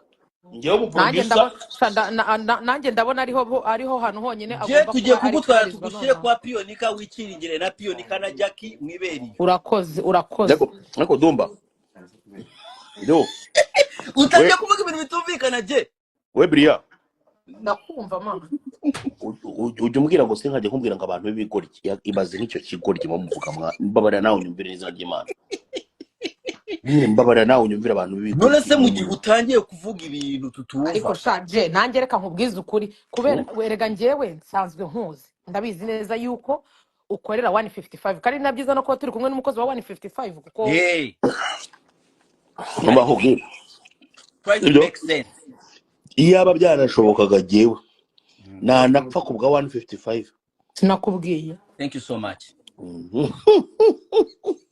urumva njye ntago njya urumva ngira rero ntago njya ahantu ngira buriya ibintu bigeze ntago njya ngira ibintu uretse byo nkubwire guca Dumba uri kumva yuko nta Jay niba nyine ari aho ngaho ahagaze urumva yuko umuntu wese utari gukorana utari kuvuga rumwe cyangwa se utari gukorana na 155 AM nta nonaha mazi aba ntabwo mvomera agomba no na nta ne- mazi na aba na mvomera naba ariko nta tuzi ubavomera ese ni umva nkubwiza ukuri umva nkubwiza ukuri ntureba nta wundi muntu ku isi ya rurema ushobora kuba yatuma bari abana bagira standard of living nk'iyo bari bafite ibi nkubwira niko kuri bro reka abana bagiye nkubwize kongera ukuri bagiye kongera gusubira gutira imyenda gusubira ntaribi kurara mu ntaribi masoko noneho ntaribi reka nkubwire reka tubishyire icyo n'ubundi imibare izivugira reka dutegereze turebe next move turebe ikintu noneho burya n'indirimbo buretse ikintu turebe bagiyemo indirimbo zigiye gusohoka turebe noneho biraza kwivugira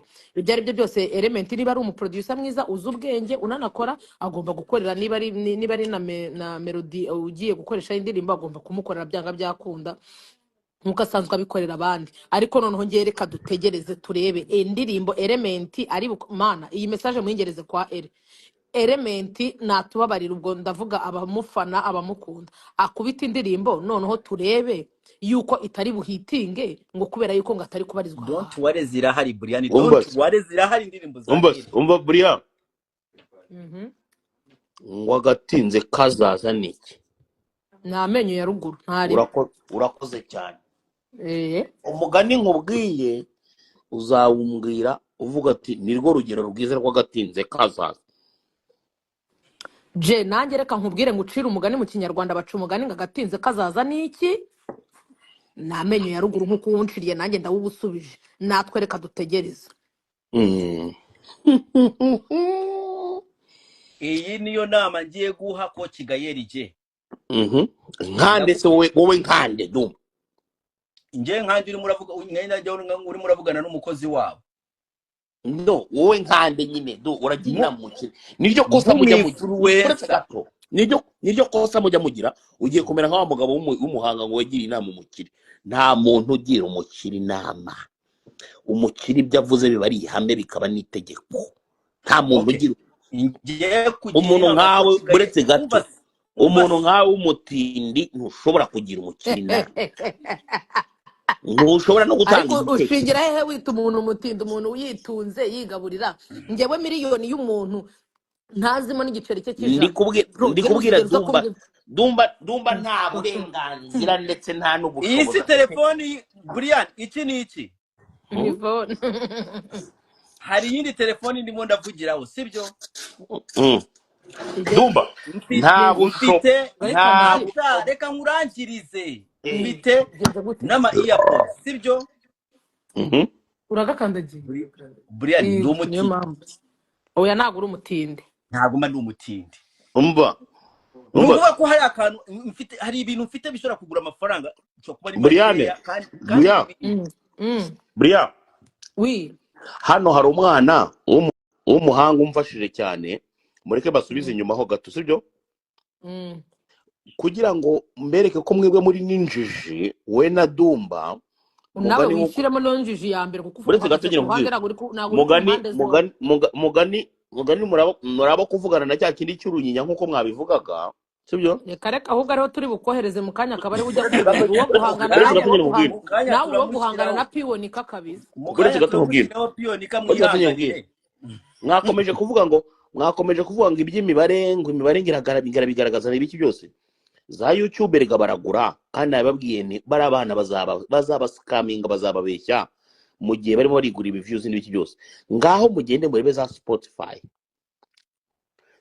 bara ntabwo kubeshya iguha icyo bita reality uretse gato iguha icyo bita reality. wait Jay, ikibazo cyawe Jay, nagushobora no kwemerera umuntu ngo making reka nkwereke nagushobora kwemerera umuntu kugira ngo making a point ko bitumuciramo kubw'inyungu zawe, ariko reka nkubwize ukuri, Spotify none se uwo element imibare itagaragarira kuri Spotify buretse gatoya nkubwira impamvu Spotify ya Bruce Melody ishobora kuba irenze kurusha izindi. Bruce Melody turemeranya nawe, nemeranya nawe cyangwa nawe n'umuntu wari wo wese, kandi nta n'umuntu ushobora gutwara impano ya Bruce Melody ashobora kuba ari nawe muntu wa mbere ufite impano ya mbere mu gihugu. Bruce Melody bari ahantu babyanditse hano hari undi mwana wanditse agatanga none umucyo aterementi ntago arenze cyane kuko akora ibintu bisa. Olala ni nka kuri ukuntu yifotoza amafoto amwasa nta hantu abatandukanye buretse gato nkubwire. Uziko iyo yifotoza ubugira ngo ni nka ba Keti, ubugira ngo ni ba Shadibo ayima mawe umva ubwibyo mvuze ndavuze. Bruce Melody ni umuntu afite indirimbo nyinshi zitari mbi, turumvikana je? Yego. Bruce Melody gutanya mu myaka 3 ishize cyangwa imyaka 4 ishize, aho Ben ashobora kuba atarakuze n'indirimbo na zimwe na Element ashobora kuba atarakuze n'indirimbo, Bruce Melody afitemo indirimbo nziza, ariko atari urumva hari indirimbo hit mega hit n'inyiga zishobora kuba zigira ku ndirimbo 30. Dumba wemera icyo bita reality. Buretse gatoya ndangize abantu bari hano barangurikiye, buretse gatoya wemera icyo bita reality. Hano bamyutinga gute kubera iki cyo tanyemerera kuvuga? Wemera icyo bita reality. Ni mba nkubwire rero Jay yashaka gucabitiranya abantu nuko avuga dobekeranya ubugambo niyo wemera impamvu kuri Spotify akurikirwa cyane nuko afite ibikorwa byinshi abandi bantu badafite. Bahe Element indirimbo 30 rebe niba Bruce Melody yamukurikira. Yabibasha se indirimbo 10 zonyine, indirimbo 10 zonyine zarimo urebe yabibasha se ko yabayibereye muri photoshoot. Mata bro, statistics matter. Imibare ntabwo imatari, hari ikitwa statistique. Urumva ko yabayibereye muri photoshoot se yabibasha. Ufashe indirimbo za Element, ufata aba monthly listener ba Element ku ndirimbo enye, warangiza ugafata n'aba Bruce Melody. Element ubaye umusubije umuhaye indirimbo Bruce Melody afite mu gihe kingana na Bruce Melody ukamuha Element yabafite abangana. Umva nkubwire Dumba niba ibi binagusobanurira utabasha kubyumva je Dumba niyo mpamvu umufaransa w'umuhanga yavuze ko la majorité compte. Majorité nyine irakonta nyine. Icyo ni ikikwereka rero ko ibyo ndimo ndavuga ari reality. Nuko majorité yawe ikonteringa hehe? Ikonteringa nyine muri ibyo bintu uvuze. So niba majorité ari ubwinshi bw'abantu. Thank you so much. So rero niyo mpamvu nkubwira niba uri umuntu wize, kubera kenshi jya numva uvuga ko abantu bize uhita umenya ikintu cyitwa statistics. Statistics ukora ikintu cyitwa probability cyangwa ugafata mwayeni cyangwa atamurangirize. Ntago mu kujya kureba uwatsinze imibare, utufata indirimbo zine ugafata imyaka nk'ine ya Bruce Melody, ugafata nawe ugahita uvuga ati izi ndirimbo zine za Element iyo nzigize nyinshi nkazigira gasa nk'iza Bruce Melody mu myaka ine, Element yaba afite aba monthly listener bangahe? Ese uburanira bagera kuri miliyoni. Uburanira kobwa umuburanira statistics my friend. Otherwise Bruce Melody nakomeza gutya aba matrix nabo bazagenda hasi azi imiziki igenda imanuka. None kobwa umubura buretse gato Bria, ariko se mwaretse tugashyigikira tugashyigikira na Bruce Melody bose tukabashyigikira. Buretse gato Bria narumvise bantuza abangaba badumba Element atarashaka umuntu babwira ngo abashyirireho, bari bamwitaga ngo kobwa. None se kobwa uramuburanira nka producer cyangwa urimo uramuburanira nk'umuhanzi? Ubu ndimo ndavuga nk'umuhanzi. Urimo uramuburana nk'umuhanzi? Ntago rero yasinye muri 155 nk'umuhanzi, yasinyemo nk'umuproducer. Genda ushaka umuntu ubaza ngo kobwa yasinye muri 155 nk'iki, ni nk'umuproducer. So ariko ubu turimo ntago ari nk'umuhanzi. Ariko ibyo nari ndimo ndavuga bihuriye he na 155? nibyo ndimo ndakubwira kubera ko wakomezaga kuvuga ngo ngaho reba ngo bavuye muri 155 ngo bagiye kuzima. oya turimo None se tubavuga kobwa twarimo na turakompa we wazanye je ntukazajya utakara wavuze ati imibare ngo second ngo mugene murebe monthly listeners zo kuri Spotify nanjye nkakubwira genda ureba utekereza na statistics y'ukuntu bimeze ureba aba monthly listener ba Element urebe n'aba Bruce Melody reka njyewe nibarize Jay zingana nk'iza Bruce Melody urebe abaza kuba afite umva nkubwire reka njyewe mbaze Jay reka nkubaze Element afite Kobwa indirimbo nyine. nyine bataresha Kobwa se. uretse gato nta kibazo mwite kobwa do ariko nari ngatangaye ko byari kurangira utamwise izina nawe ngo nyine ngo byumvikane iki ya ni badumba babizanye ibyo ni badumba babizanye ntaribi nari ngiye kukwibariza Element afite indirimbo nkeya sibyo Element nonaha umukubise indirimbo 40 byihorere 40 byihorere niba uri kubona movement ya Element umukubise indirimbo 40 zose zifite hit nk'izo yagiye akora iyo Spotify uri kumbwira yabimeze gute ntabwo yabasha gukora izo ndirimbo 40 kuko ko yirirwa ku mashini ko tutazikora aba yagiye kwifotoza ntabwo nabyemeza ngo yagiye hehe kwifotoza ariko kwifotoza nayo ni branding nayo birimo mu kazi Dumba ka Element karaberwa Element ni umuhanzi kabisa dese no siyo mpamvu se mwamuhaye izina kobwa biramubera pe kobwa ubuhere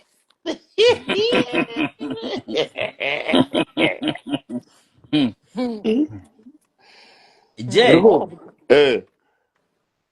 reka ngutume kuri ko Kigaye ese uri muri ano wowe nkani ndimo namutuma nk'umuntu ukunda umuziki cyangwa aho ngaho ni sawa noneho ndashaka akantu konyine Jay yavuze namushyigikiraho tukagendana 5 kuri 5 nta muntu ugira umukiri inama urakoze cyane nabimubwiye Dumba kandi nongera ndamwihanangiriza Dumba namwihanangirije reka ngutume rero ugende umubwire Dumba nakwihanangirije ndashaka kugenda ukabwira umukire wanyu ko zigenda umukire ariko se buretse gato nkubwire Dumba buretse gatoya ko watunze nawe abahanzi ko abahanzi bazi uburyo bagoranye n'uburyo baba bameze nk'ibigoryi koko nawe uri umuntu ushobora kublaminga abandi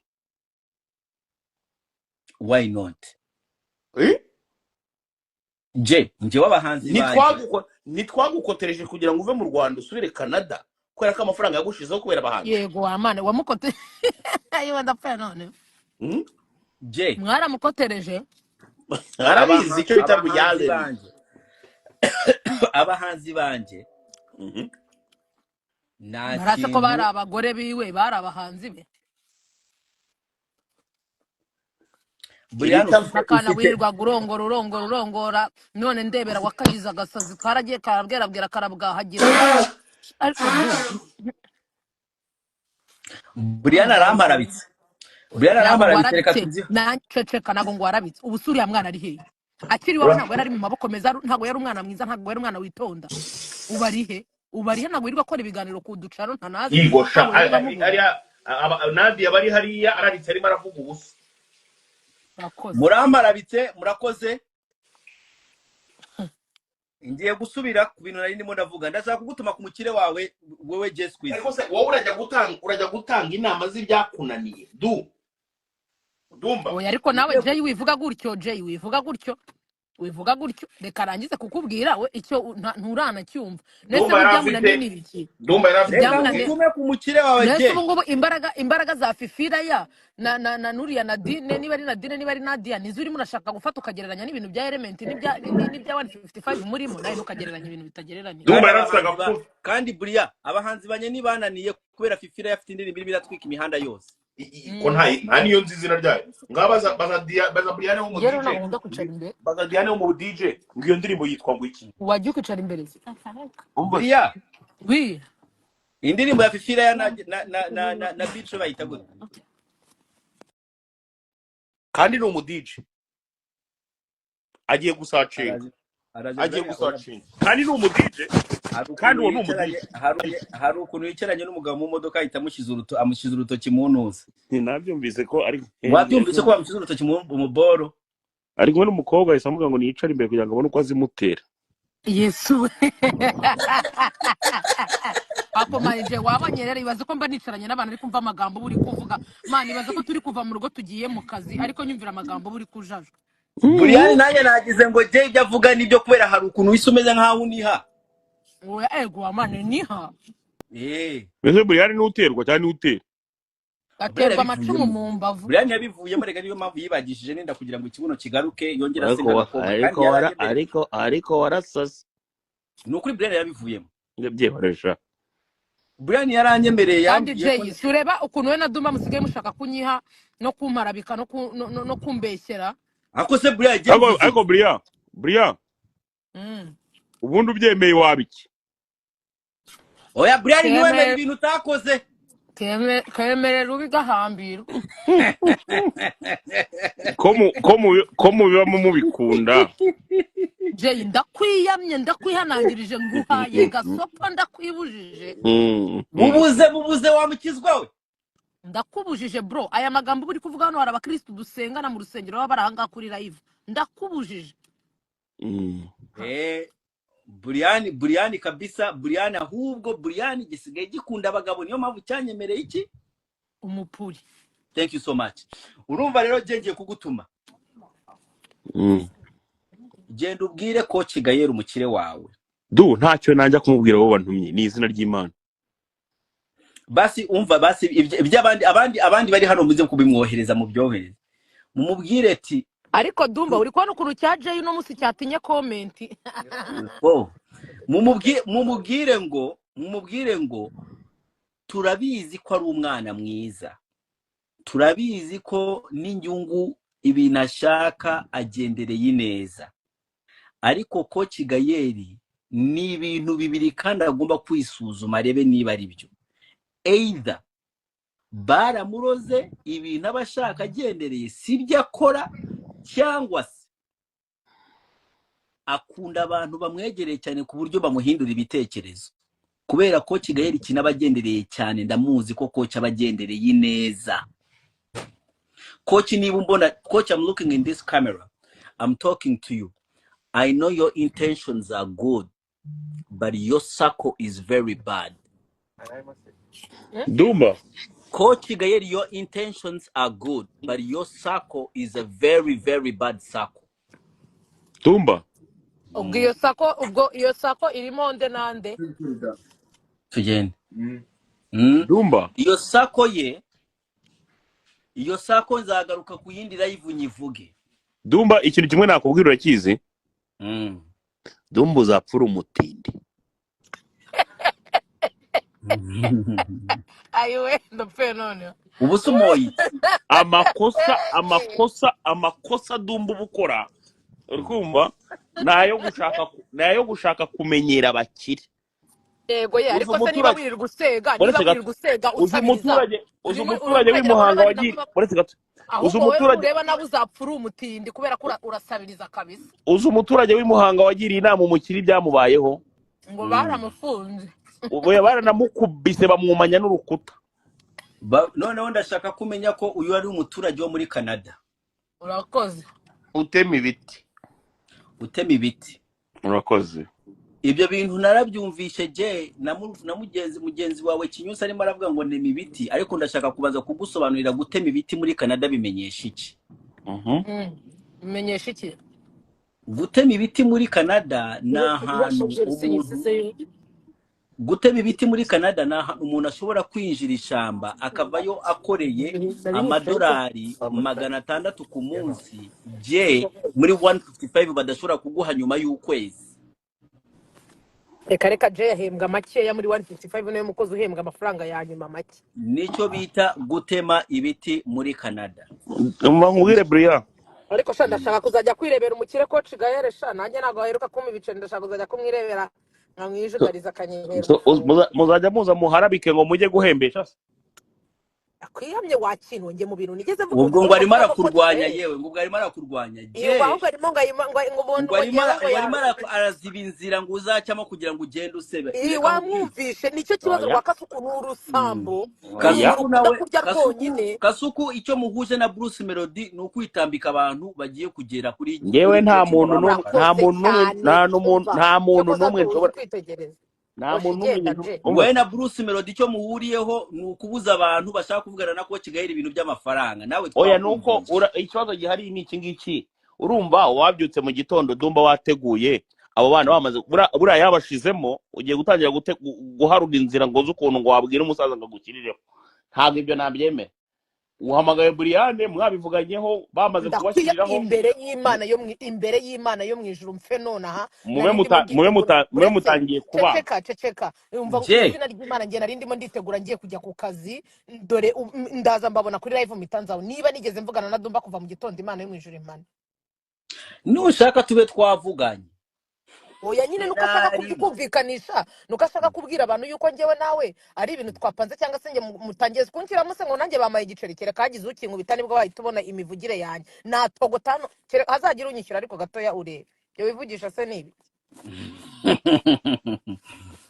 je imikino yawe yose uno munsi kuri iyi live twayiguyemo twagufasha gusa ndashaka kubabwira ko umwana mugiye gukiniraho bamwita Mugisha yego urakoze sha ndasubiramo umwana mugiye gukiniraho se na nyina baramwitegereje bahita mwita izina Mugisha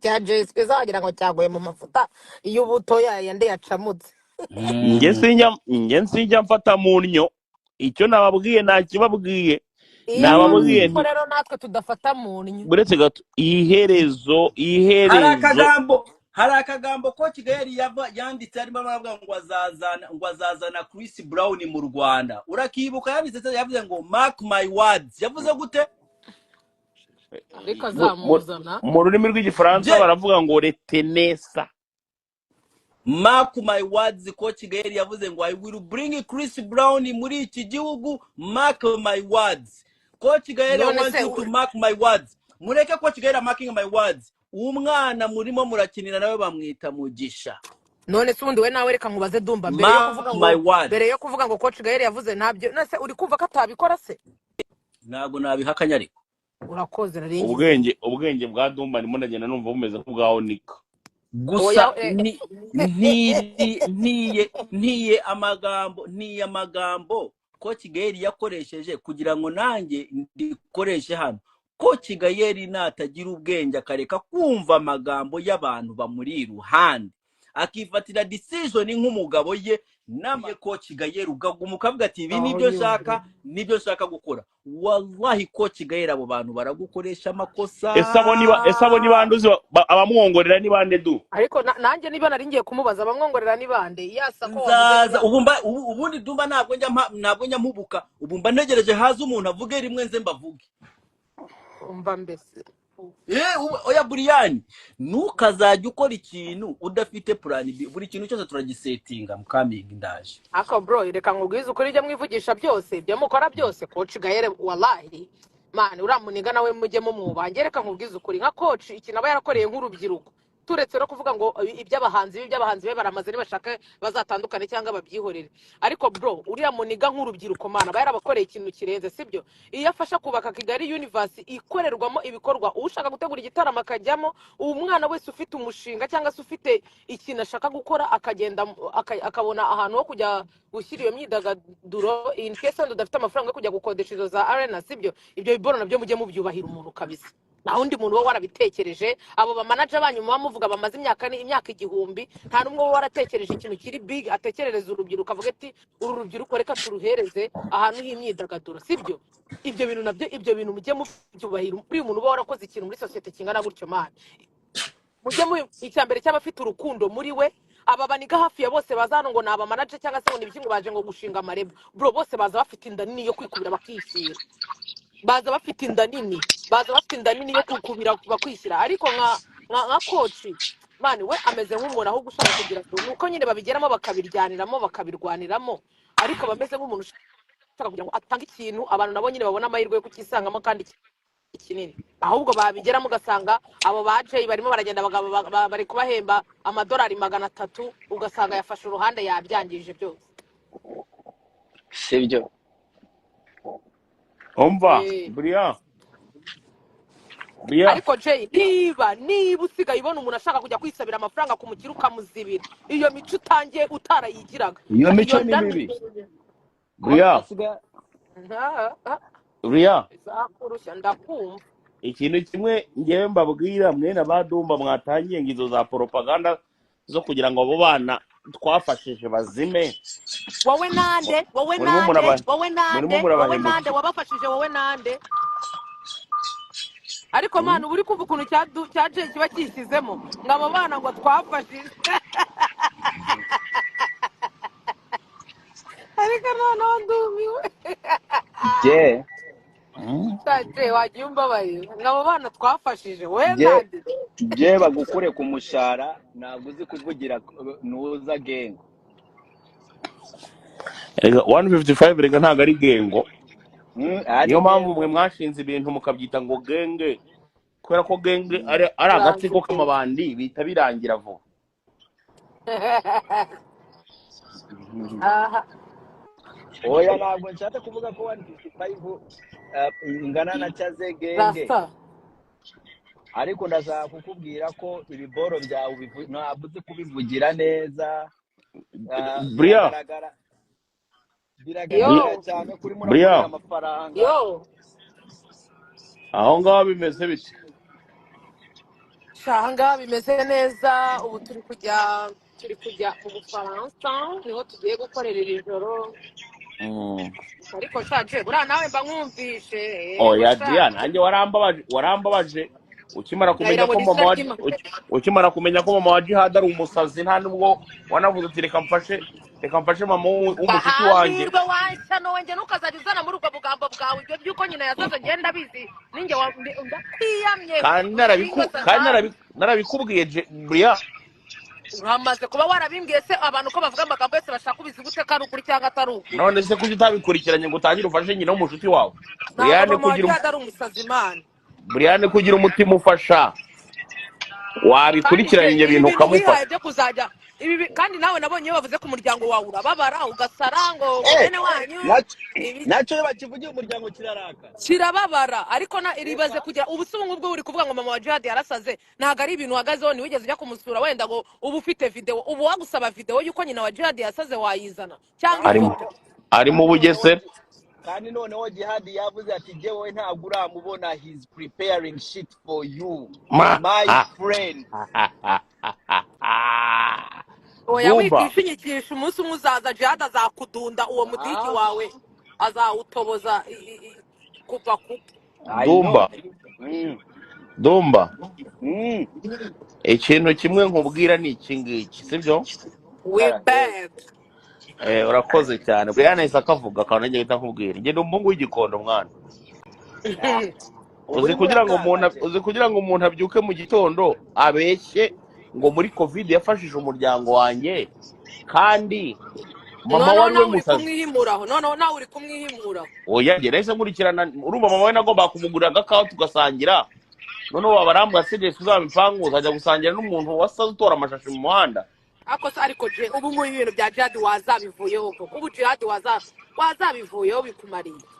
Wamuretse agakomeza ko Jihad mwizeye utazaca kumutinganyisha nka kwereka. Ariko musuka icyo Jihad wo murusha umunwa we wabanyereka babashyize muri ring imwe ukareba ukuntu Jihad agufata yakumenagura ubwo bugambo wirirwa wivugisha wabonye ko nyirabuja bamufunze. Ngaho nyumvi uwe Ingabire Victoire bamufunze. Bamufunze. Oya ariko ntabwo yari nyirabuja. Ni nyirabuja baza Brian arabizi ibyo bintu rwose. Ndakwiyamye nukazaza unanga y'ingero ni nyirabuja se ako je wagira gushwanisha Ingabire Victoire ni nyirabuja wa Jihad hehe kwande. Uribuka umunsi twari turi kuri space akavuga ngo ngiye ngo nirirwa ntukura mubyeyi none se bimenyesha ko ari bisigura se ko nyirabuja. ari nyirabuja. eyiwe arewe Ah, aje hano nta point ufite, genda gace. dumba Mm. du uzi ko nkunda kwemera point zawe ariko ibyo ndabyanze. dumba twarayo nkubwi arewe Mbabwire mwa bantu mwe muri kuri no live ibyo bigambo bya kasuku nakazajya zanga ariko ubundi rero wagira ngo muratinyana. Ubundi bugomba gufata nani jihadi ukamutuka nka jihad ukamukoma nawe akaza akagukoma ibyo byose byo ku ruhande by'abantu bo ku ruhande mukabivamo.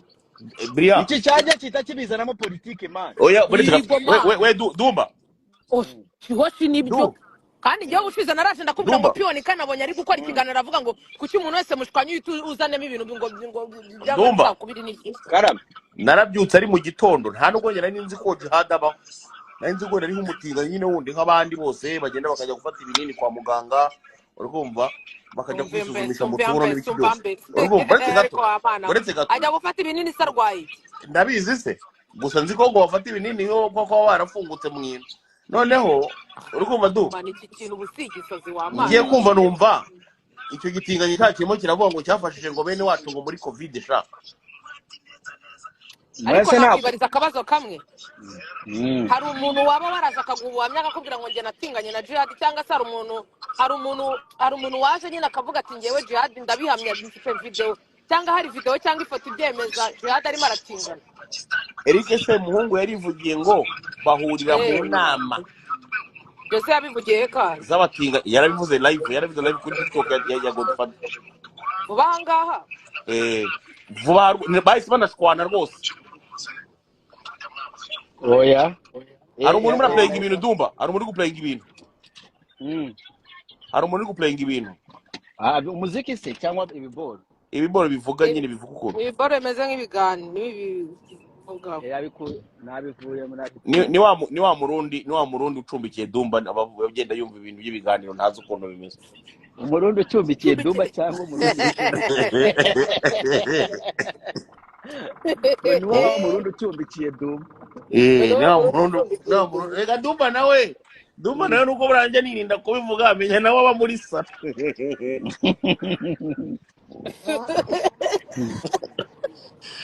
uri kumva ubwo rero uwo mujihadi wawe Brian uzamubwira uti mu byo akina nabyo byose nge ntagakine nanjye ntago ari inshuti yanjye ntateze no kuzaba inshuti yanjye nawe rero rega nawe ntugakine nawe rega mwese ntabwo mworoshye yaba wowe ntiworoshye yaba jihad nawe ntiyoroshye. Ubwo rero ibyo ngibyo kuvuga noneho njye kanagasi mwari maravuga ngo umwe ngo ntakamenyere ariko mwaza koza akantu k'abagabo ijambo wiharagirira irambabaye du uzi ikintu kimwe nzagorora mutinganyi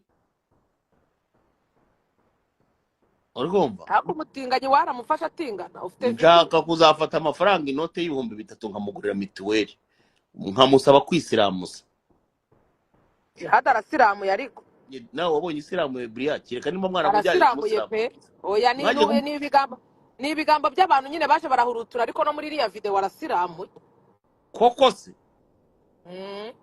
ako Brian kandi wasanga nawe udasiramuye ndakwihamye wakibyindiwe ndakwiyamye wasanga nawe udasiramuye kuko nmenye utazi umuntu usiramuye n'udasiramuye niko Brian siramuye n'idasiramuye uzi kubitandukanye cyore yuze ninde ni wa murundi umucumbikiye ngera ntabwo je wagereka konse Brian iramuye urayizi wowe ndayizi ongera usubire kuri ya video yewe Brian reka wenda nzimbuke jumping mve ku by'umutinganye jihad sibyo nabonye video ya kamarade ye baba we hoya nabonye video ya kamarade uzi none ibintu yavuze muri video ntuza sha yande ndimo ndanga kubivuga ko n'umuntu nkunda disi nta nubwo aba mu bintu byacu video yande bati umva yabivuze ngira ubwoba nahise ngira ubwoba mpita mvuga ni kamarade nta mutima agira na muke. nyine yavuze iki vuga nyine ibyo yavuze none se niba yabivuze ubwo nyine n'ubundi birari biri kuri YouTube yavuze ngo iki yavuze kuri video yayo wambabare nkayiplayingaho iboro yavuze urahita ariko noneho urahita utinya kamarade guhera none. ariko none umva ikintu cyansekeje ejo bundi nohereje Dumba ka video ahubwo nari ko nawe nakakoherereje Emi nyawe ari gusaba amafaranga King James narasetse ma urakoze cyane kandi yewe bakaza kuvuga ngo ngiye ngo ndasabiriza kandi nibereyeho neza. oya rwose ariko Emi rwose sha yewe mana ariko banza wumve hano Bria, banza wumve hano sibyo Dumba mbabarira wumve hano sibyo umva itari kuta kimenyi yive na muyango bagakomeza bakabana nko buraya ntabwo tubyemera amategeko y'u Rwanda aho kugira ngo rero dusezerane dushwane twabana koco tukabana gutyo Imana yazabishaka dufite imyaka 85 amenyo yaratangiye kuvamo umwe afite inyinya nk'iya pionika undi inyinya yari yaraje nk'iya nuzi ukazo dusezerana urabyibuka yuko bemeye gukora ubukwe kimenyi yiva acumbagira akiri mu mvune yambaye inkweto zifunze niba ubyibuka yambaye inkweto zimeze nka sandali bari bamaze imyaka n'imyaka babana urabyibuka story ya kimenyi yive yo kudasiramurwa kwe olawe wabyumvise akantu ashakaga komane ariko aba banigare kanje wabyumvise akantu ashakaga kukumvisa banza nyine wumva ikintu kimwe je sureba bano baniga ngo ni abanyamakuru niba ari abasesenguzi niba ari abanyamakuru niba baranabyigiye iby'ubunyamakuru cyangwa ari aba YouTubers baza bakitereka bakavuga ibintu bose muzajya wumva umwe bagenda bamunagamo wirinjira mu muryango w'abantu kamarade ukunda kuza kuri zino live kandi ndizera ko nanga wabo hahari kamara nawe umuntu aje akavuga ku muryango wawe ndi kwibaza ko ari ibintu bitagushimisha iyo urimo urafata umuntu utarigeze azanga avuga ku kintu cy'umuryango we sibyo ibi bintu bya Muyango na Yves babivuze inshuro nyinshi ariko man urafata umuntu w'umugabo cyangwa se w'umugore ntibigeze baza ngo baguha amakuru ntiwigeze ubahamagara wenda ngo ushake kumenya ukuri uvuge n'ibyo wenda wabajije uraje uriteretse ugiye mu muryango w'abantu uvuze iby'ubukwe bwabo uvuze iry'ibana ryabo ku bana bataragutumiye mu rugo rwabo reka mbabwize ukuri hari igihe muzajya mugwa ku muntu mukamuvuga muzi ngo muri gutwika akanga akabagezayo aho bagenzi banyu baba bari murahazi n'ibyo baba barazize murabizi Dumba iki ngiki ntabwo kimwe kirumvura Dumba ntabwo turi kukumva man ntabwo tukumva ata Bria kimenyi sibyo uri kumva Bria ndakumva kimenyi Dumba ntabwo turimo turavuga kandi turi kuvuga nako Dumba we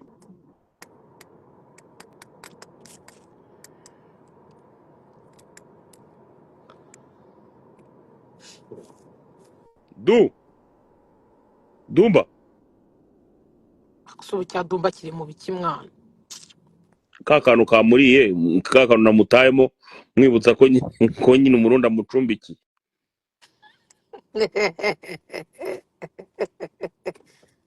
nago reka ngewe mveho ndongera cyangwa nave uri kutwumva muratwumvara ntago kiri kumva urabona kiri kumva ntikiveho cyongere gisubireho